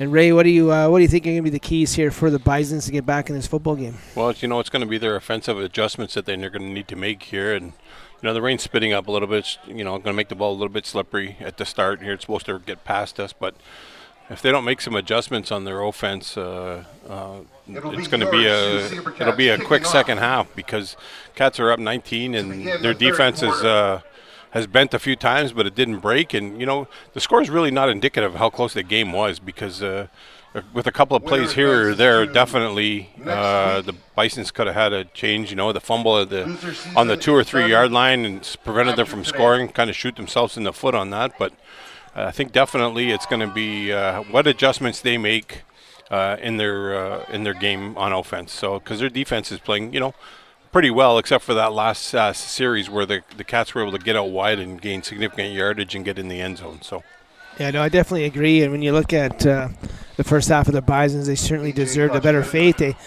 also had the ball down deep in their and Sabercats end, and they ran a little bootleg rollout to the left side, and the ball was inaccurately thrown by the quarterback Dowling, and it was tipped and intercepted by the Sabercats in the end zone. So certainly the Bisons have had some opportunities. They just got to do a better job of cashing in, and there's a nice hit there by number 25, Logan Laginen, and he did a great job there on special teams on that tackle.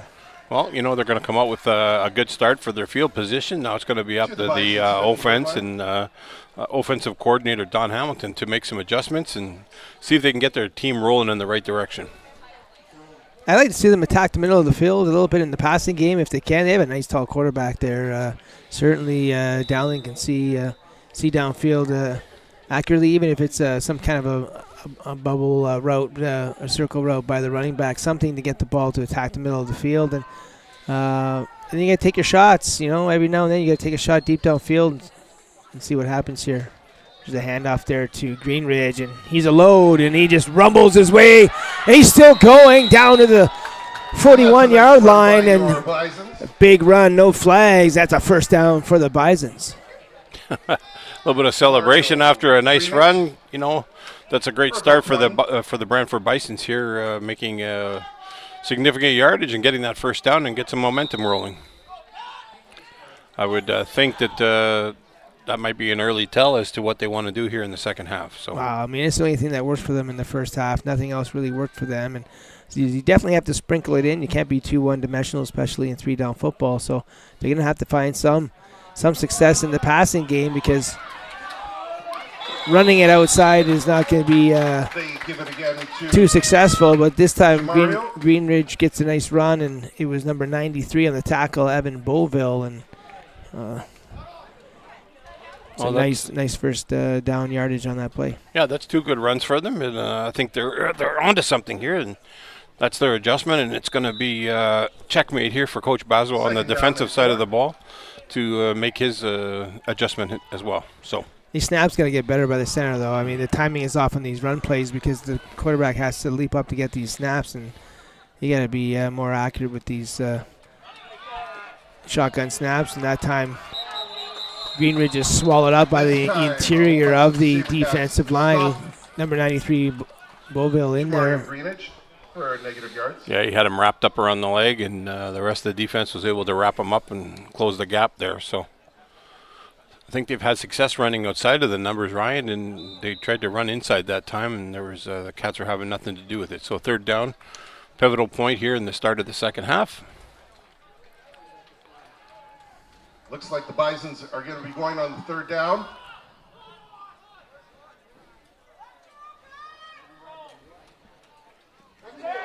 And a quarterback sack by Aiden Wange, and that just swallows up that drive. And certainly don't want any long developing plays when you know that those two ends are just going to pin their ears back and come for the quarterback, and he gets there. And Sabercats will now take over 1st and 10 on their own 43-yard line.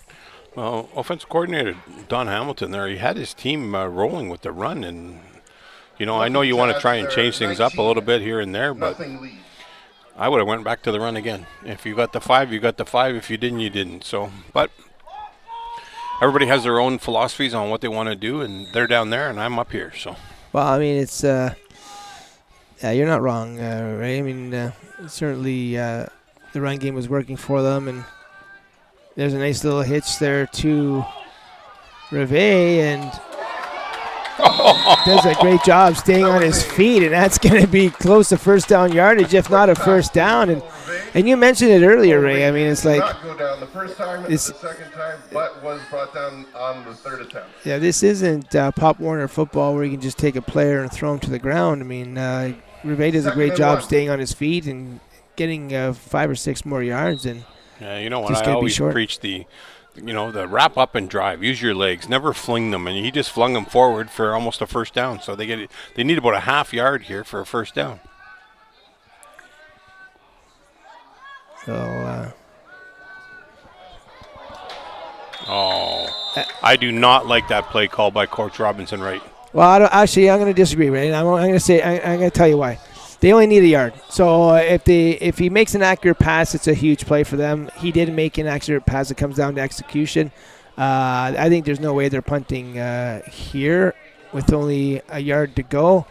So you're going to see some kind of a under center. Direct snap to Malcolm. Jumbo pack. Here's the jumbo package. They got Regnaka in there as well. So yeah, so he's going to be a little direct snap here. Hopefully it's an accurate snap. He's down on a knee, and it's not. So just bad turn of events there for the Sabercats. And let's just go back to the play call. So I realize you didn't like it, and you're not wrong either, but I'm just going to disagree. Yeah, for sure. It's 3rd and a yard, less than a yard. 3rd and less than a yard. You get a chance to get a big – or second and less than a yard. You get a chance to get a big play if he's accurate. He's inaccurate with the pass, and it falls incomplete. Now you get what should be a relatively easy first down pickup, little direct snap to your tailback, and have all your horses get you less than a yard. However, when they're having problems with their snaps and the snap is into the ground, it turns into a turnover. So it's all great when you execute. When you don't execute, it looks like a terrible play call. I'll tell you what is a good play call. Giving the ball to number 30. A running play to number 30. And Greenedge with another 6 to 8 yards on that first down play. And they're staying ahead of the chains here. And I'd be giving it to number 30 every play. He would be the ball. I'm giving him the ball almost every play until he gets tired. Yeah. But, everybody has their philosophies on. I'm a big proponent of just get the first down, and if something's working, keep rolling with it, right? Don't 100%. Don't try and reinvent the wheel. So for these guys right here, now that they have the ball, I'm giving it to 30 and hoping that my offensive line can keep blocking, right, or even the wideouts at that point. So absolutely, there it is. Another handoff, another positive yardage, and another first down by the Bisons. So the offensive line doing a nice job. Get snapped there this time by the center. And Greenedge gets enough for a Bisons first down. You don't want to keep beating a dead horse, Ray, but this drive certainly feels like it's a must for a touchdown. It's a must TD drive here for the Bisons. I think it's a must points, personally. Yeah. That's where I would be going with it. Yeah, I mean, they certainly they need 6. They need a touchdown. If they get a field goal here and they're still down 2 touchdowns, 2 2-point conversions, to me it's just too much of an ask, and they got to get 7. And I'm going on 3rd until we do, and hopefully they can get something going here. And again, it's a Greenedge, but it's going to be a. I think it's coming back. Or did we line up off sides? He rumbles his way down. It looked like the wideouts were across the line ahead of time, so. What's Although that they call didn't here? blow it dead. So. No, this is a big play here because he got all the way down to the 2-yard line, and and they're looking to. I thought there were. No, there is no flag. They picked it up. They picked. No, it was declined. Declined. So it was offside. They lined up offside. Did the Sabercats? That penalty was declined, and it didn't take long to talk to the players in white. That was an easy decision. Big rumble by number 30, Greenidge. He gets down to the 3-yard line, and that's or the 4-yard line, and that's where they'll have it, 1st and 10. So they're knocking on the door here, Ray, and this is a big drive here for the Bisons. No, it's exactly what they needed. And on that last play, if it wasn't for Trev Zanut being able to race over from his safety position and push him out of bounds, I think Greenridge would have found the end zone. So I'm not, whatever play call it is right now, give the ball to 30. That's who I want the ball with. So Jamario Greenridge, listed on our sheet as a linebacker, but he's doing a whale of a job back there as a running back. Well, they get a 5-man line to the Sabercats, so they're loading up for that run play. So it's not going to be easy sledding here for number 30, and there's a great job there by Beauville. Untouched around the edge, and he tackles him before he gets anything going. So it's going to be 2nd and goal from the 4. Yeah, you know what? The left tackle there whiffed on his block on Beauville, and he was able to just scoot right by him and grab a hold of him. So 2nd down on the 4-yard line, and you got to think they want to get the ball in the end zone. Maybe they trying to catch the Cats off guard here by getting everybody in the backfield here, but geez. Beauville is now under center. Haven't seen that too much here. I formation for them. It's going to be a rollout here for the quarterback, Beauville, and he is down before the ball pops out, but he gets down to the 1-yard line. Tackled by number 41, Gabe Phillips. So it's going to be 3rd and goal from the 1. Looks like the 2, right? Is it? Yeah, it is the 2. And so, I mean, is 3rd down and goal. You know who's getting it. It's just a matter of whether, I'd be putting in a fullback for him, and I'd be giving it to number 30 and just let him rumble in and put his head down. And the Sabercats are going to be looking for that as well. They're going to have 5-man line up front there with yeah, it's just going to be whoever line can make the best blocks right here right now. So yeah, Braganca is there's that bad snap again. And it's going to work out for him. Touchdown Bisons. It's Beauville to number 89. Colin Shaw with the touchdown, and just a great job there on that drive by the Bisons, led by number 30, Greenidge, and finished and capped off there nicely by Shaw. And on the board. Big touchdown drive here for the Bisons, gives them a little bit of confidence now.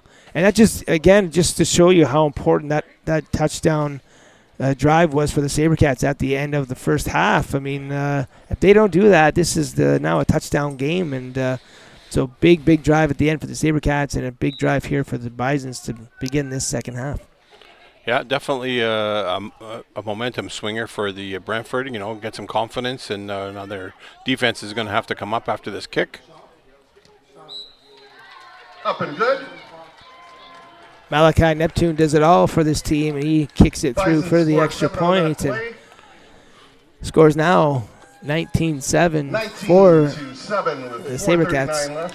Back to a 12-point game, so see what Coach Robinson, right, if he goes back to that sweep offense there and trying to get it out wide. And, Brantford's pretty stout in the interior line, so maybe outside is the place for them. But I don't see them getting away from that pass game, getting Gavin Grisdale back involved in the game for sure. So I definitely got to get number 1 back into the game. And today's sponsors, the touchdown sponsors, this Cobb's Bread, Churchill Plaza, Jonathan Boujol, the Reliance Home Comfort, and True House Radio as well. And you said it, Ray. We'll see what the Sabercats have dialed up here for this next drive, and certainly had a lot of success with those outside zone runs, and we'll see if they go back to it here on this drive. And well, you know what? They got Adam Hussein back there, and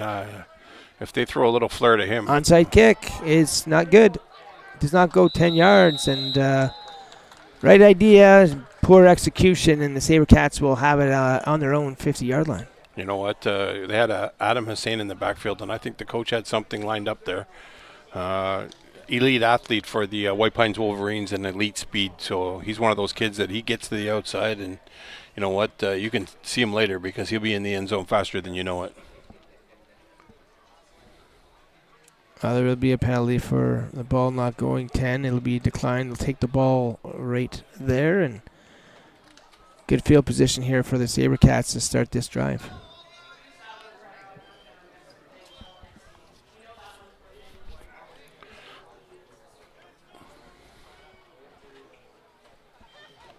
Looks like the ball's going to get ready to whistle in for play. First down for your Sabercats at the 50-yard line. And I'd like to see them take advantage of this one-on-one matchup here, Cole Rivet and the defensive back there. And these snaps are a problem here. And bubble snap, but Malcurie was able to recover. You know, Aiden One seems to be really struggling with those snaps, and you know, it's just a matter of taking his time. Even if he floats it back there, he just needs to get it back. And I don't know, maybe they need to revert to the dead ball snap or something, but those ones definitely aren't getting back there, and it's causing friction in the offense here. Yeah, you can't have that in a playoff game, and it's as a head scratcher as a coach, and they're drive killers, man. You need positive yardage on first down, and he rolls it this time now. And there you go. Great there catch. He is. I mean, you got to go to him more often. I mean, Cole Rivet with a great catch up the middle. beautiful pass by Zane Murdoch to Cole Rivet, and He's a first down for your Sabercats. he's a weapon I'd be going to more often, and he's asking for the ball. I guarantee he's in the huddle, and he's like, I can do this all game, guys. Like, give me the ball. And you know, he's got a lot of one-on-one matchups on the outside, and I'm going to give him the benefit of the doubt and get the ball in his hands, whether it's you know, right now they're pretty soft coverage. I'm going to run him off and just a little 6-yard hitch. Yeah, you know what? They're almost running into a cover 2 shell on the backside there. So yeah, their first step is backwards. Nice tackle there by number Quick foot to Malcurie. 17. yeah, Zudi with a nice tackle out of the linebacker position on Malchiori. It's a gain of a couple yards. It's going to be second down. well, if I'm them right now and I'm seeing the way Rivet's having a game here, and Grisdale had a good first half, so I might be trying to get the ball in their hands here with this long 2nd and 10 here. Well, they got the two of them on the same side, so maybe a little corner, a little hitch on the outside and corner from. Nope. Yeah, they got what they wanted there. Nice job that time by Zane Murdoch, squaring his shoulders. Nice, hard, accurate pass to Rivet, and it's good enough for another Sabercats first down. Obviously a tough throw for Murdoch there, running to his left, and he was right on the spot on that one, and Rivet just had to stick his hands out there and catch the ball. Yeah, he did a great job just getting it on him, and a nice, hard, accurate pass there by Murdoch. And we talked about it earlier. He had a pass that was a little less accurate on the exact same play to Rivet earlier in the game, and it fell short because he wasn't square in attacking the line of scrimmage. He made no mistake that time, and great execution there by the Sabercats, and they're knocking on the door here again. It's Murdoch out of the shotgun. He's going to hand it off this time to number 30, Lucas Joy Stoichev. And Stoichev gets down to Lucas Joy Stoichev. Joy Stoichev gets it down to the 7-yard line. It's going to be 2nd and short for the Sabercats. About a yard short.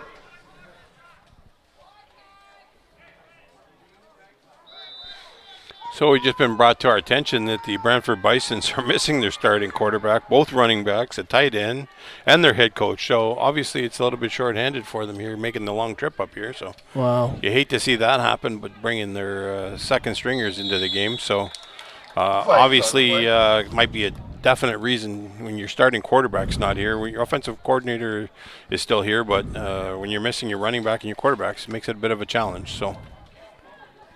yeah, that's too bad. And I guess it's weird, Ray, because living up here where we live, we are always more than willing to travel, and it seems like sometimes the Southern Ontario teams don't always bring a full teams when they have to come up here. And for this to be a playoff game and not have all your horses, it certainly makes it difficult. And here we are.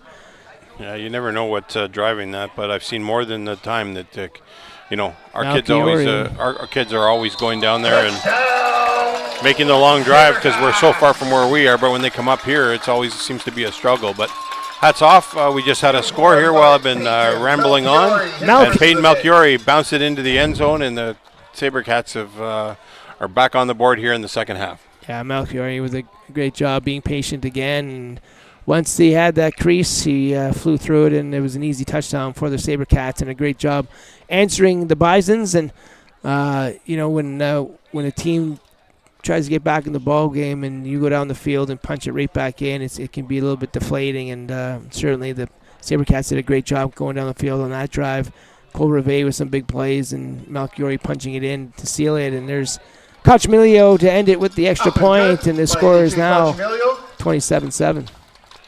Yeah, no matter what way you put it on the board here, the Cats are back up 20 points, and 52 seconds left to go in the third quarter. So Sabercats back into a commanding lead position. It's going to be up to Brantford. They got to put a whole bunch of points up here in a little bit more than 12 minutes. So.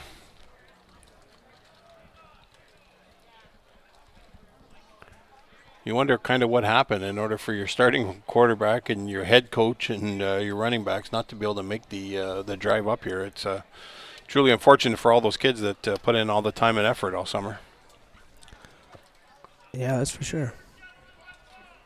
So if based on what the information we got, it looks like assistant head coach Justin Gamble is under control here, and he's the running back coach also. So coach is going to have to see what they got here, and if I'm the Cats, I am not kicking it to Malachi Neptune because he's had a great job. It looks like Cochamilio is directionally kicking this one, and we'll see where it goes.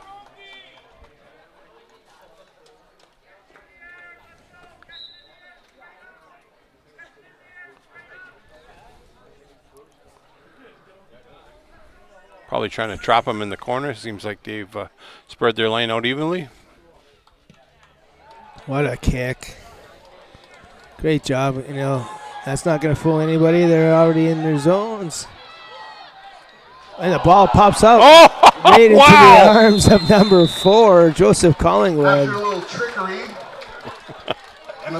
That ball popped right up in the air, and thankfully for Joseph Collingwood, just happened to be running in the right spot, stuck his hands out, and made the catch, and they got them an extra 4 yards. Yeah, that was a Franco Harris immaculate reception without the long touchdown, but that was pretty awesome. Nice hit there by the Sabercats, forcing the loose ball, and nice fortuitous bounce right into the hands of the Bison. So they'll have the ball first and 10 on their own 45-yard line.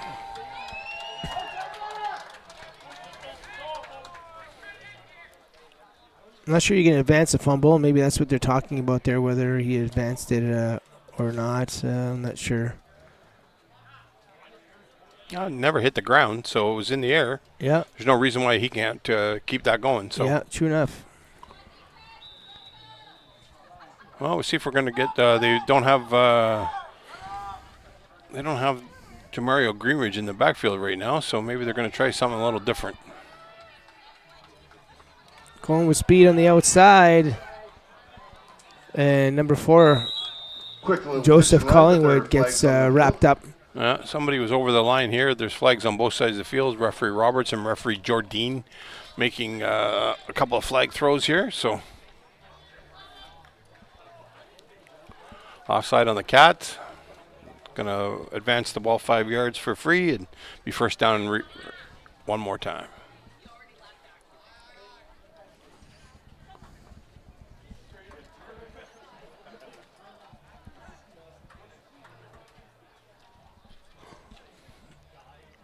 Well, that's not. It shouldn't be. Okay. I wasn't sure referee Greb was lining up about 3 yards in front of where the march-off was going to be. And so first and 5 for the Brantford Bisons with 22 seconds left to go here in the second half of the third quarter. And with those poor snaps from center and shotgun, they're going to go under center now. And there's a nice little slant there to number 2. He's going to be just shy of first down yardage. He's going to be a yard short. Yeah, second after down. that is all said and done. So it'll be second and short for the Bisons, and in comes number 30, Jamario Greenidge. And I'm going to put my house up on this one and say he's getting the ball. So if you're listening at home, family, we could be homeless after this game, but I'm pretty sure it's a safe bet. And I know for 100% certainty that they're not listening at home, so they have no sweat here at all. And they do give it to Greenidge, and he got it, but looks not by like a whole bunch. And he did get first down. He did get first down yardage, so first down for the Bisons. They'll keep this drive going, and again, with that'll be the end of the third quarter here. Or are they going to run one more? No, that would have been the last play of the third quarter. I got to tell you, Ryan, I love the sportsmanship shown by both of these guys. There have been, if it doesn't matter who is down on the ground, they're helping each other up. So that's just, classy to see, and that's got a lot to do with the upbringing of these young men and their coaching staff, and credit to the parents as well, because that's stuff that's ingrained at home, and more that I can see of that, the more hope I have for our future generation. Yeah, no, left in this one. They've just changed 100%. This is a collision sport where a lot of emotion has to be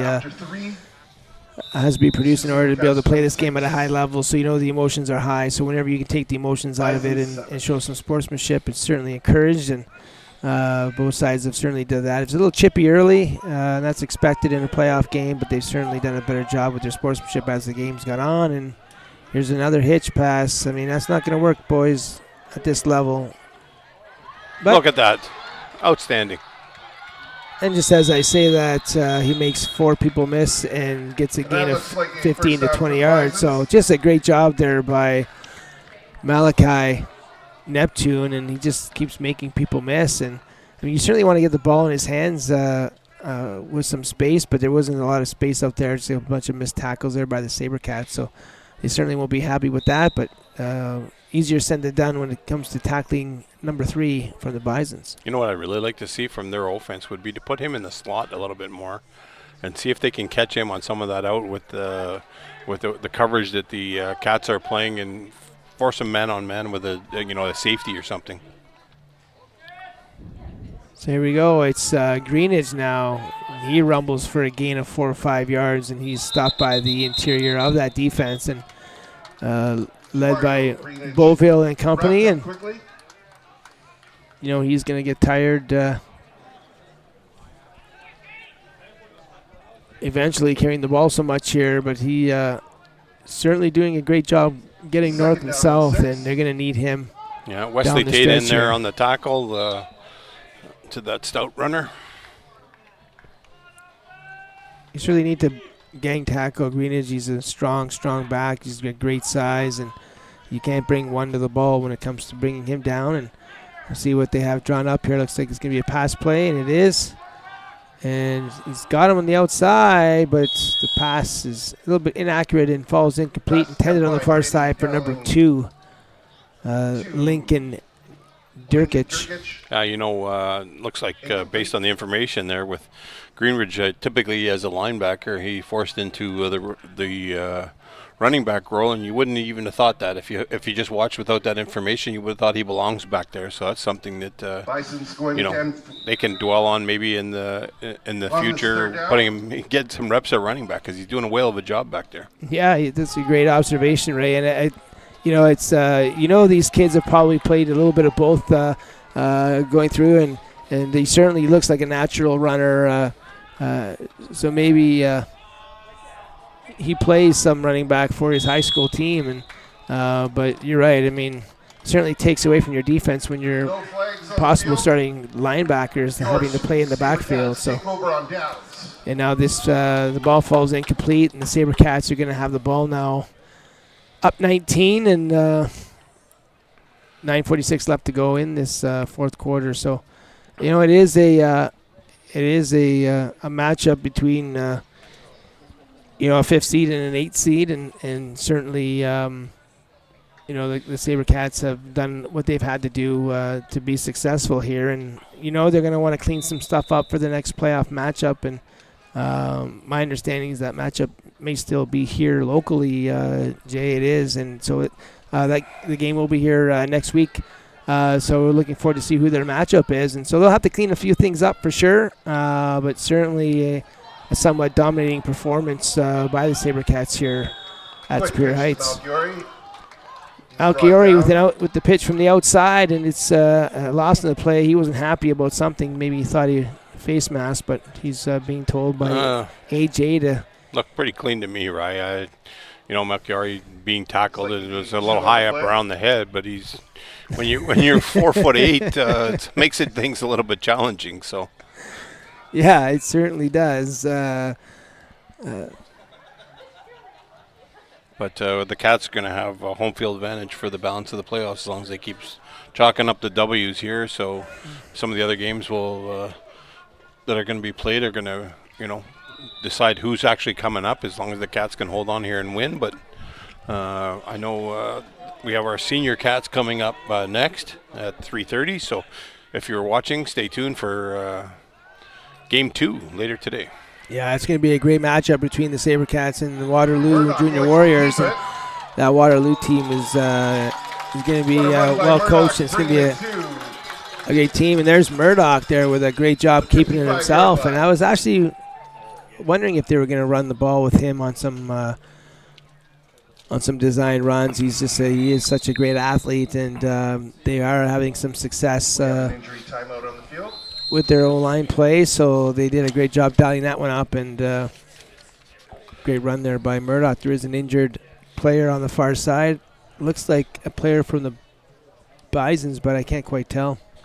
Yeah, you know what? Maybe it's time to give a little shout-out to our today's sponsors. Sabercats TD sponsor is Cobb's Bread, and you and I alluded to it a little bit earlier, Ryan. Terrific bread. Those buns are killers.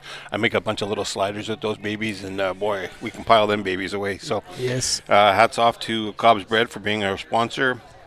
And as well, we have Jonathan Bujold of Reliance Home Comfort, obviously heavily involved in minor football, as well as our Sioux Steeler program as the head coach. And the other TD sponsor, True Host Radio, Sports Radio, and our timeout sponsor. So hats off to True Host Radio for giving us the opportunity to broadcast today and be a sponsor. Looks like that player is getting up now. Looks like he's going to be okay, so that's nice to see. For sure. You know what? The weather's starting to change here. Sun's coming out. It's going to make it a little bit warmer, but the humidity level seems to have died off a little bit, and it's great for our Rotary Fest downtown today. Big parade earlier today, and all the events going down at the clamshell for the different local bands playing tonight. I've seen some of the crowd pictures, and looks like they've had some good turnout, and weather doesn't hurt to have great weather for that. The family stopped by there last night, and we got to listen to the Tragically Hip cover band, and they were fantastic, and the band that played after them was great as well. And my focus was on the Ribs, and they didn't disappoint either, so it was Silver Bullet last night. It's going to be Billy Bones tonight. And repeat performance, I take it. Yes, and I'm going to enjoy some more bands tonight. And my wife and I might run down. They got, I believe, Sting cover band tonight, Sting Police. Yes. So, some great music for us older people, right, buddy? That's right. You're catching up to me here. That's right. Yeah, I do enjoy, and it was nice. There was a young band there right after the Tragically Hip tribute band, and they played some older tunes. And it's pretty sad when the older tunes are 80s and 90s music, but in rock. But I'll certainly take it, and it certainly brings back some memories. And I was kind of embarrassing my 5-year-old a little bit while I was walking and singing to the songs, but. Hey, that's your right as a dad. That's right. She'll get over it. She'll get over it. Well, we got second down here for the Sabercats. That last play was nicely broken up there by Brady. Oh, Oh. Well, that's going to be a Quick horse dump off collar. to Malchiori. And the referee was right on top of that. Brought So down immediately by the it's Bisons tough when you're a big with their dude and you're flags trying on to the grab a play. little guy, and it's just a matter of how your technique is. So Yeah, that'll be automatic first down here for the Sabercats. And I'll give you a little quick story. Well, we got a couple of seconds here while they're calling the penalty. My daughter, back quite a few years ago, they were at a party and kids were playing the music downstairs, and she said, "I know the music that was upstairs played by the parents better than I did the music That'll downstairs bring with the the Bisons kids." So. back yeah, that's great. I'm telling you, man, 15 it's yards to their it was good music back then, 42. and you look at it, even just like 80s and 90s bar music. We went to Southern Ontario last year, and we went to a pub, and they were actually playing DJ music, and they were playing all the rap Nelly and all the rap songs from our era. And all these kids, university kids and above, they all knew the lyrics. It was crazy. I couldn't believe it. Like they love it. So it's it just shows you how good that music was back then. And they're going to have to clean that up because that's 2 or 3 times now that they've had some issues with the exchange or Malchiori's put the ball on the ground. And when it comes to playoffs, that turnover margin is huge. And usually the team who wins the turnover battle is the team that's going to be successful. So they're going to have to clean that up next week because it's not going to cost them today, but moving forward, it could certainly be costing. 100%, and that's the second or third time we've seen the ball on the ground today. So that's definitely something that's got to get cleaned up, and can't have that. You don't want to give the ball away for free. So Murdoch under center hands it off again to Malchiori, and does a great job run by Malchiori.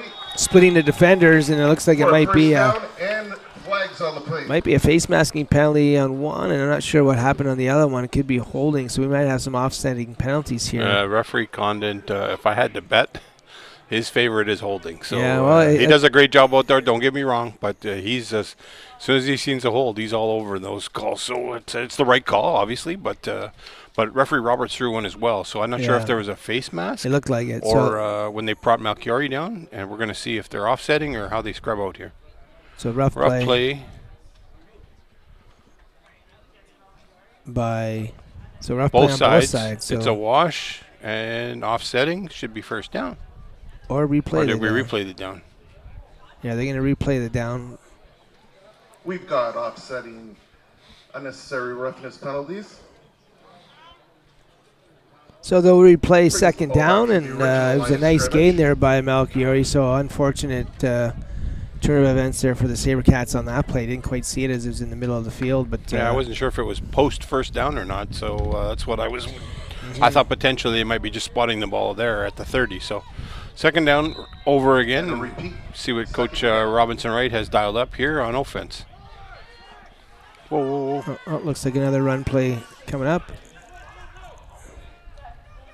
Oh, drops back the pass. The pass is intended Great play.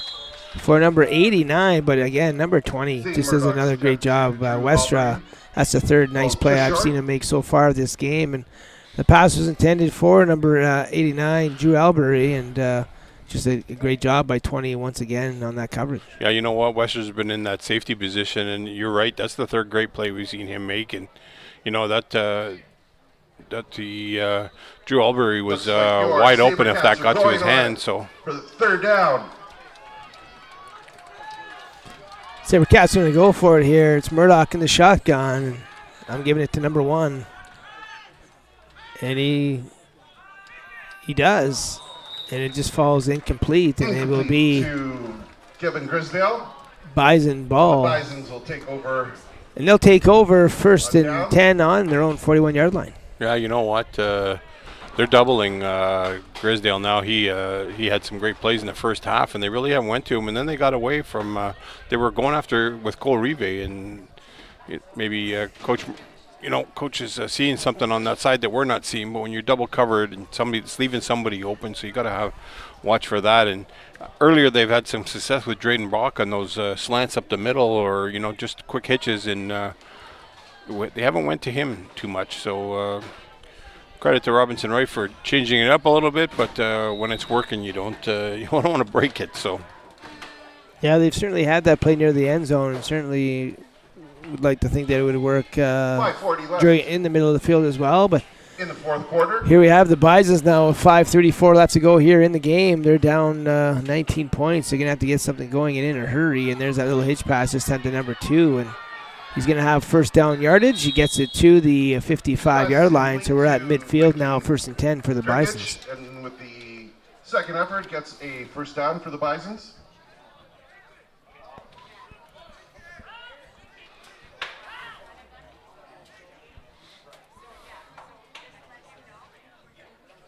Thank you for watching our coverage here of OSFL AA football. If you like this video, make sure you subscribe below for more help to support Saultsports TV. The 1st and 10 here for the Bisons. Pass is complete to the outside here to number 6, Parker Harriet. Harriet's going to get wrapped up, but not before. Another nice gain and first down yardage for the Bisons. Yeah, you know what? It's nice to see Brantford starting to move the ball and get some positive yardage. And we got about, it's going to be a little bit too late for them, but we got 4:21 left to go in the game, and they're moving the ball, but they're down significantly here. So, you know, credit to them for not giving up and you know, showing true grit and coming out and trying to make this a game. Yeah, no quitting the short-handed team for sure, and whistles are being blown here.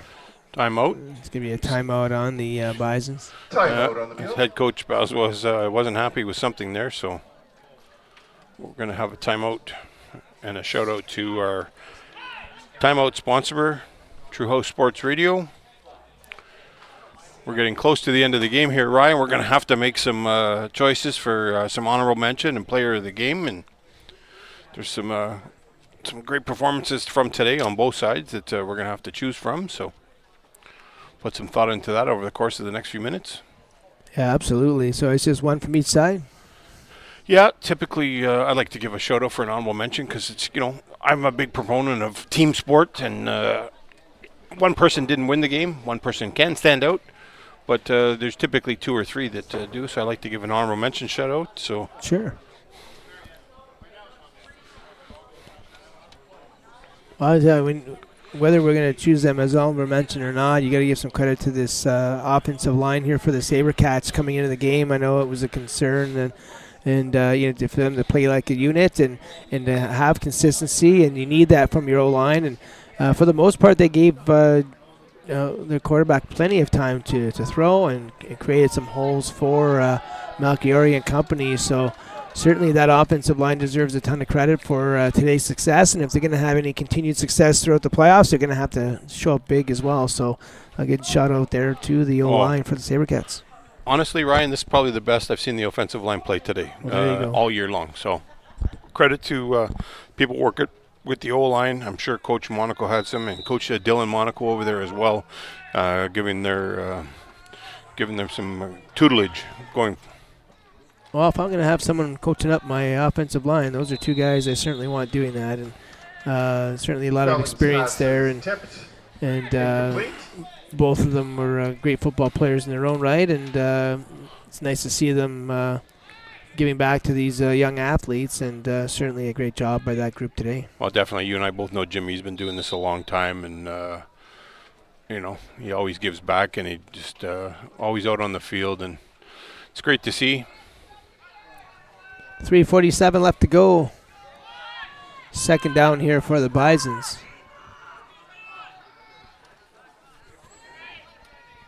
Little bubble screen set up.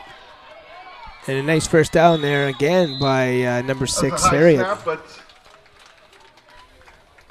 Dowling's pass to Harriet is complete and looks to be a first down for the Bisons. First down for the Bisons there. Another great play by them, getting the ball moving up the field. Okay.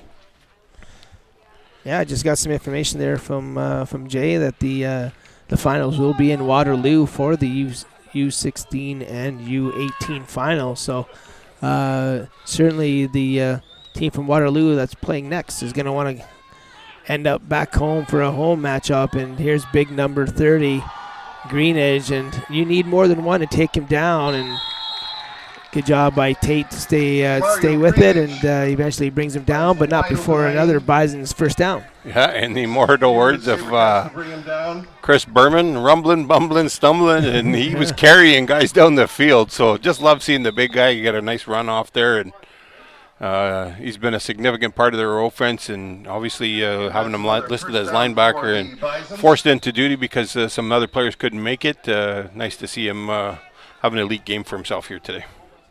Yeah, and again, 3-minute warning. I don't want to go the rest of the game without giving some props to Tate. Tate's done a great job today on the defensive side, certainly making a lot of tackles and coming up. And there's another one, and this time he takes him down by himself. Yep. And 47's been all over the field for that Sabercats defense, and they have given up some yards today, but they haven't. It was a bend but don't break style of defense for the Sabercats, and 47's been a big part of that. And we can talk about the ends all day long. Yeah, I'm sure they've gotten a lot of press and a lot of props all season long, and for their strong play. But when you got a guy like 47 who can clean things up at the second level, it's extremely valuable. So shout out to Tate for sure. Beauville now second down under center. Oh, fumble snap. Yeah, these exchanges. I don't get it. Coached football a long time, and that's something that's, and I do get it. I guess it's the backup quarterback and maybe backup center, but it's certainly frustrating when you can't get the quarterback center exchange, whether it's shotgun or otherwise. And both sides have struggled with that today, and Sabercats will have to clean that up as well moving forward. Yeah, so third down, and as expected, Brantford going for it.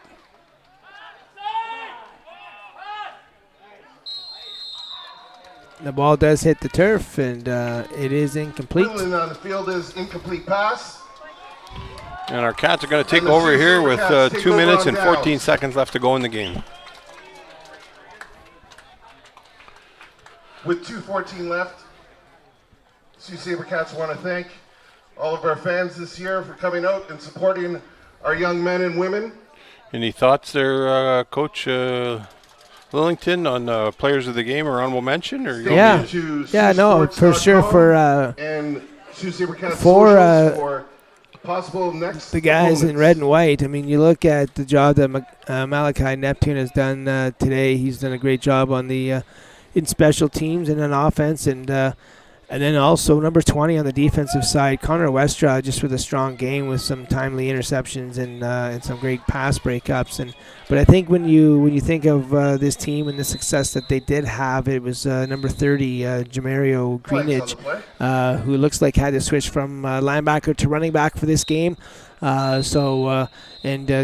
He just looked like a natural, just a strong runner, hitting the hole hard, making sure that it was 3 or 4 guys that had to take him down, and when they had any success, it was number 30 that led the way. So the player of the game for the Bisons is going to be number 30, Jamario Greenidge. Great. Yeah, you know what?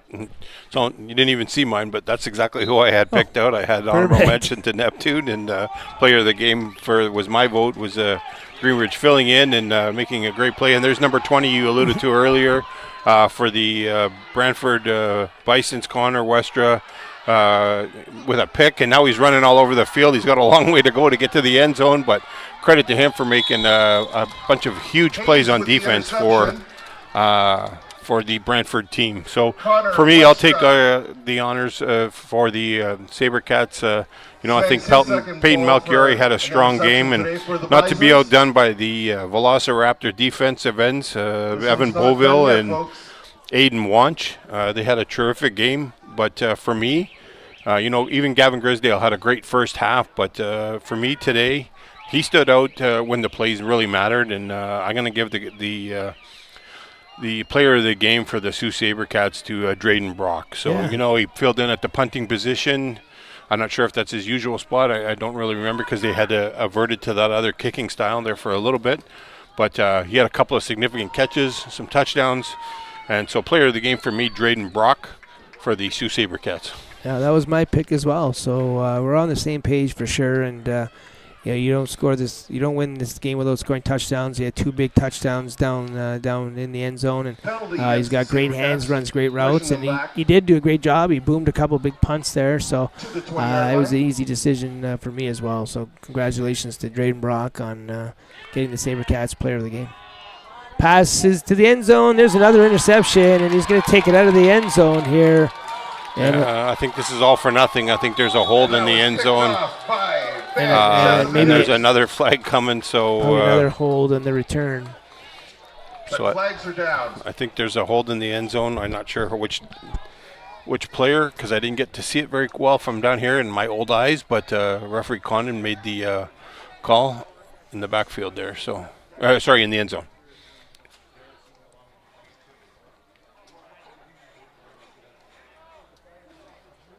Well, they're talking to the white, so certainly the first one's going to be on the Sabercats for sure, as they're talking to the captain, Malachi Neptune from the Bisons. He's going to let them know what they want to do, and obviously they're going to want to do that over, and so they'll get another opportunity. Yeah. It could have been block in the back, it looks like, and rough play. So these going to wash out. Second down. Oh, now there's an OC against somebody on the Bisons team had something to say. So it's unfortunate, they were they didn't like what was called on him, and he decided to give his opinion to referee Edwards, and that never works out in your favor. No, it usually doesn't. Again, having coached this game for a number of years and many conversations I've had with the referees, I don't think once did they ever say, you know what, you're right. Let me pick up that flag. So you don't always have to agree with them, but they are always right. And in this situation, it's costing the Bisons some yardage, and they'll have it now first and 20. I wouldn't go as far as saying that they're always right. Well, however, their opinion does significantly weigh in, and they get to make the decisions. Yeah, their decision is final. And Malachi Neptune. Now, you know what? Hats off to the referees here. So a lot of these guys have been doing this a long time, and it wasn't for them, some of the kids wouldn't be able to be playing this game right now because there's not a lot of people. They have a few new referees here stepping up this year, which is great to see. And but I know, referee Edwards, referee Corelli, referee Jordine, referee Grev, referee Chow, and referee Khan have been doing this a long time, and thanks to them for giving their time out. And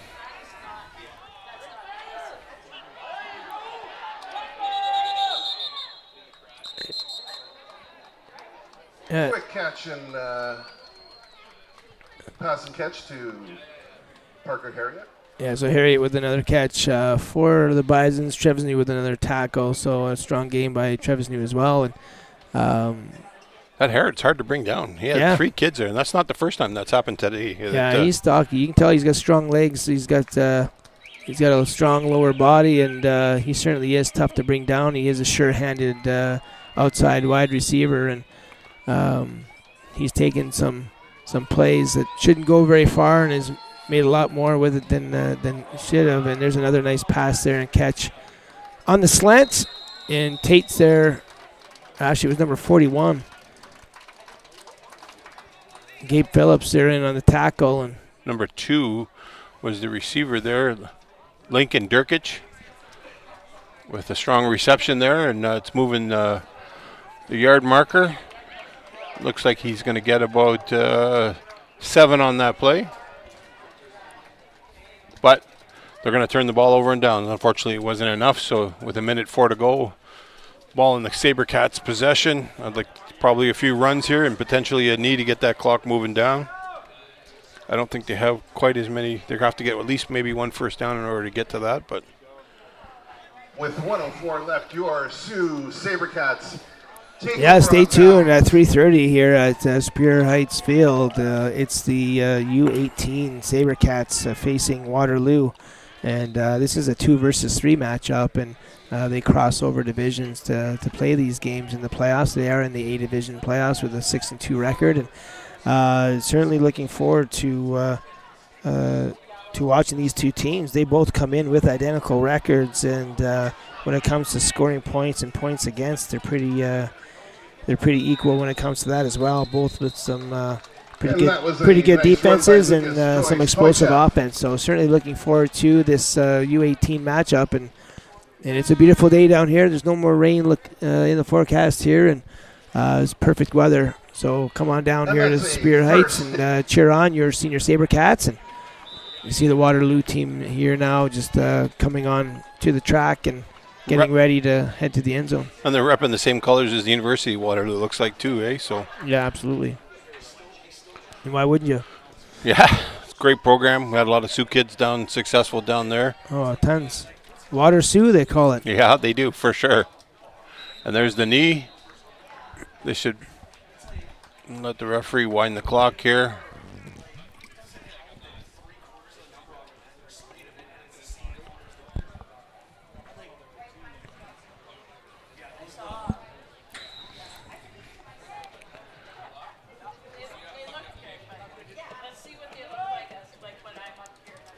Coach Brendan Corelli down on the track now, watching the end of this game. And Coach Corelli went to Waterloo and was a standout defensive player for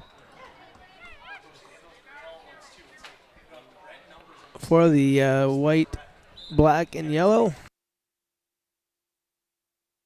And Palumbo is going next year, so certainly. Certainly a lot of Sioux connections for sure, so it's going to be a great game coming up. And this one is over, and your Sault Sabercats U16 team is victorious over the Brantford Bisons, and the score of 26 to 7. Thank you for watching OSFL AA football action on Sault Sports TV and Rogers TV, as well as listening to the game on True House Sports Radio, brought to you by SiouxSports.com. My name is Ryan Lillington. I'm here with Ray Bazawa, and we're looking forward to covering the next game here at 3:30. So if you can't come to the field, tune in again for some great football action. We'll see you then.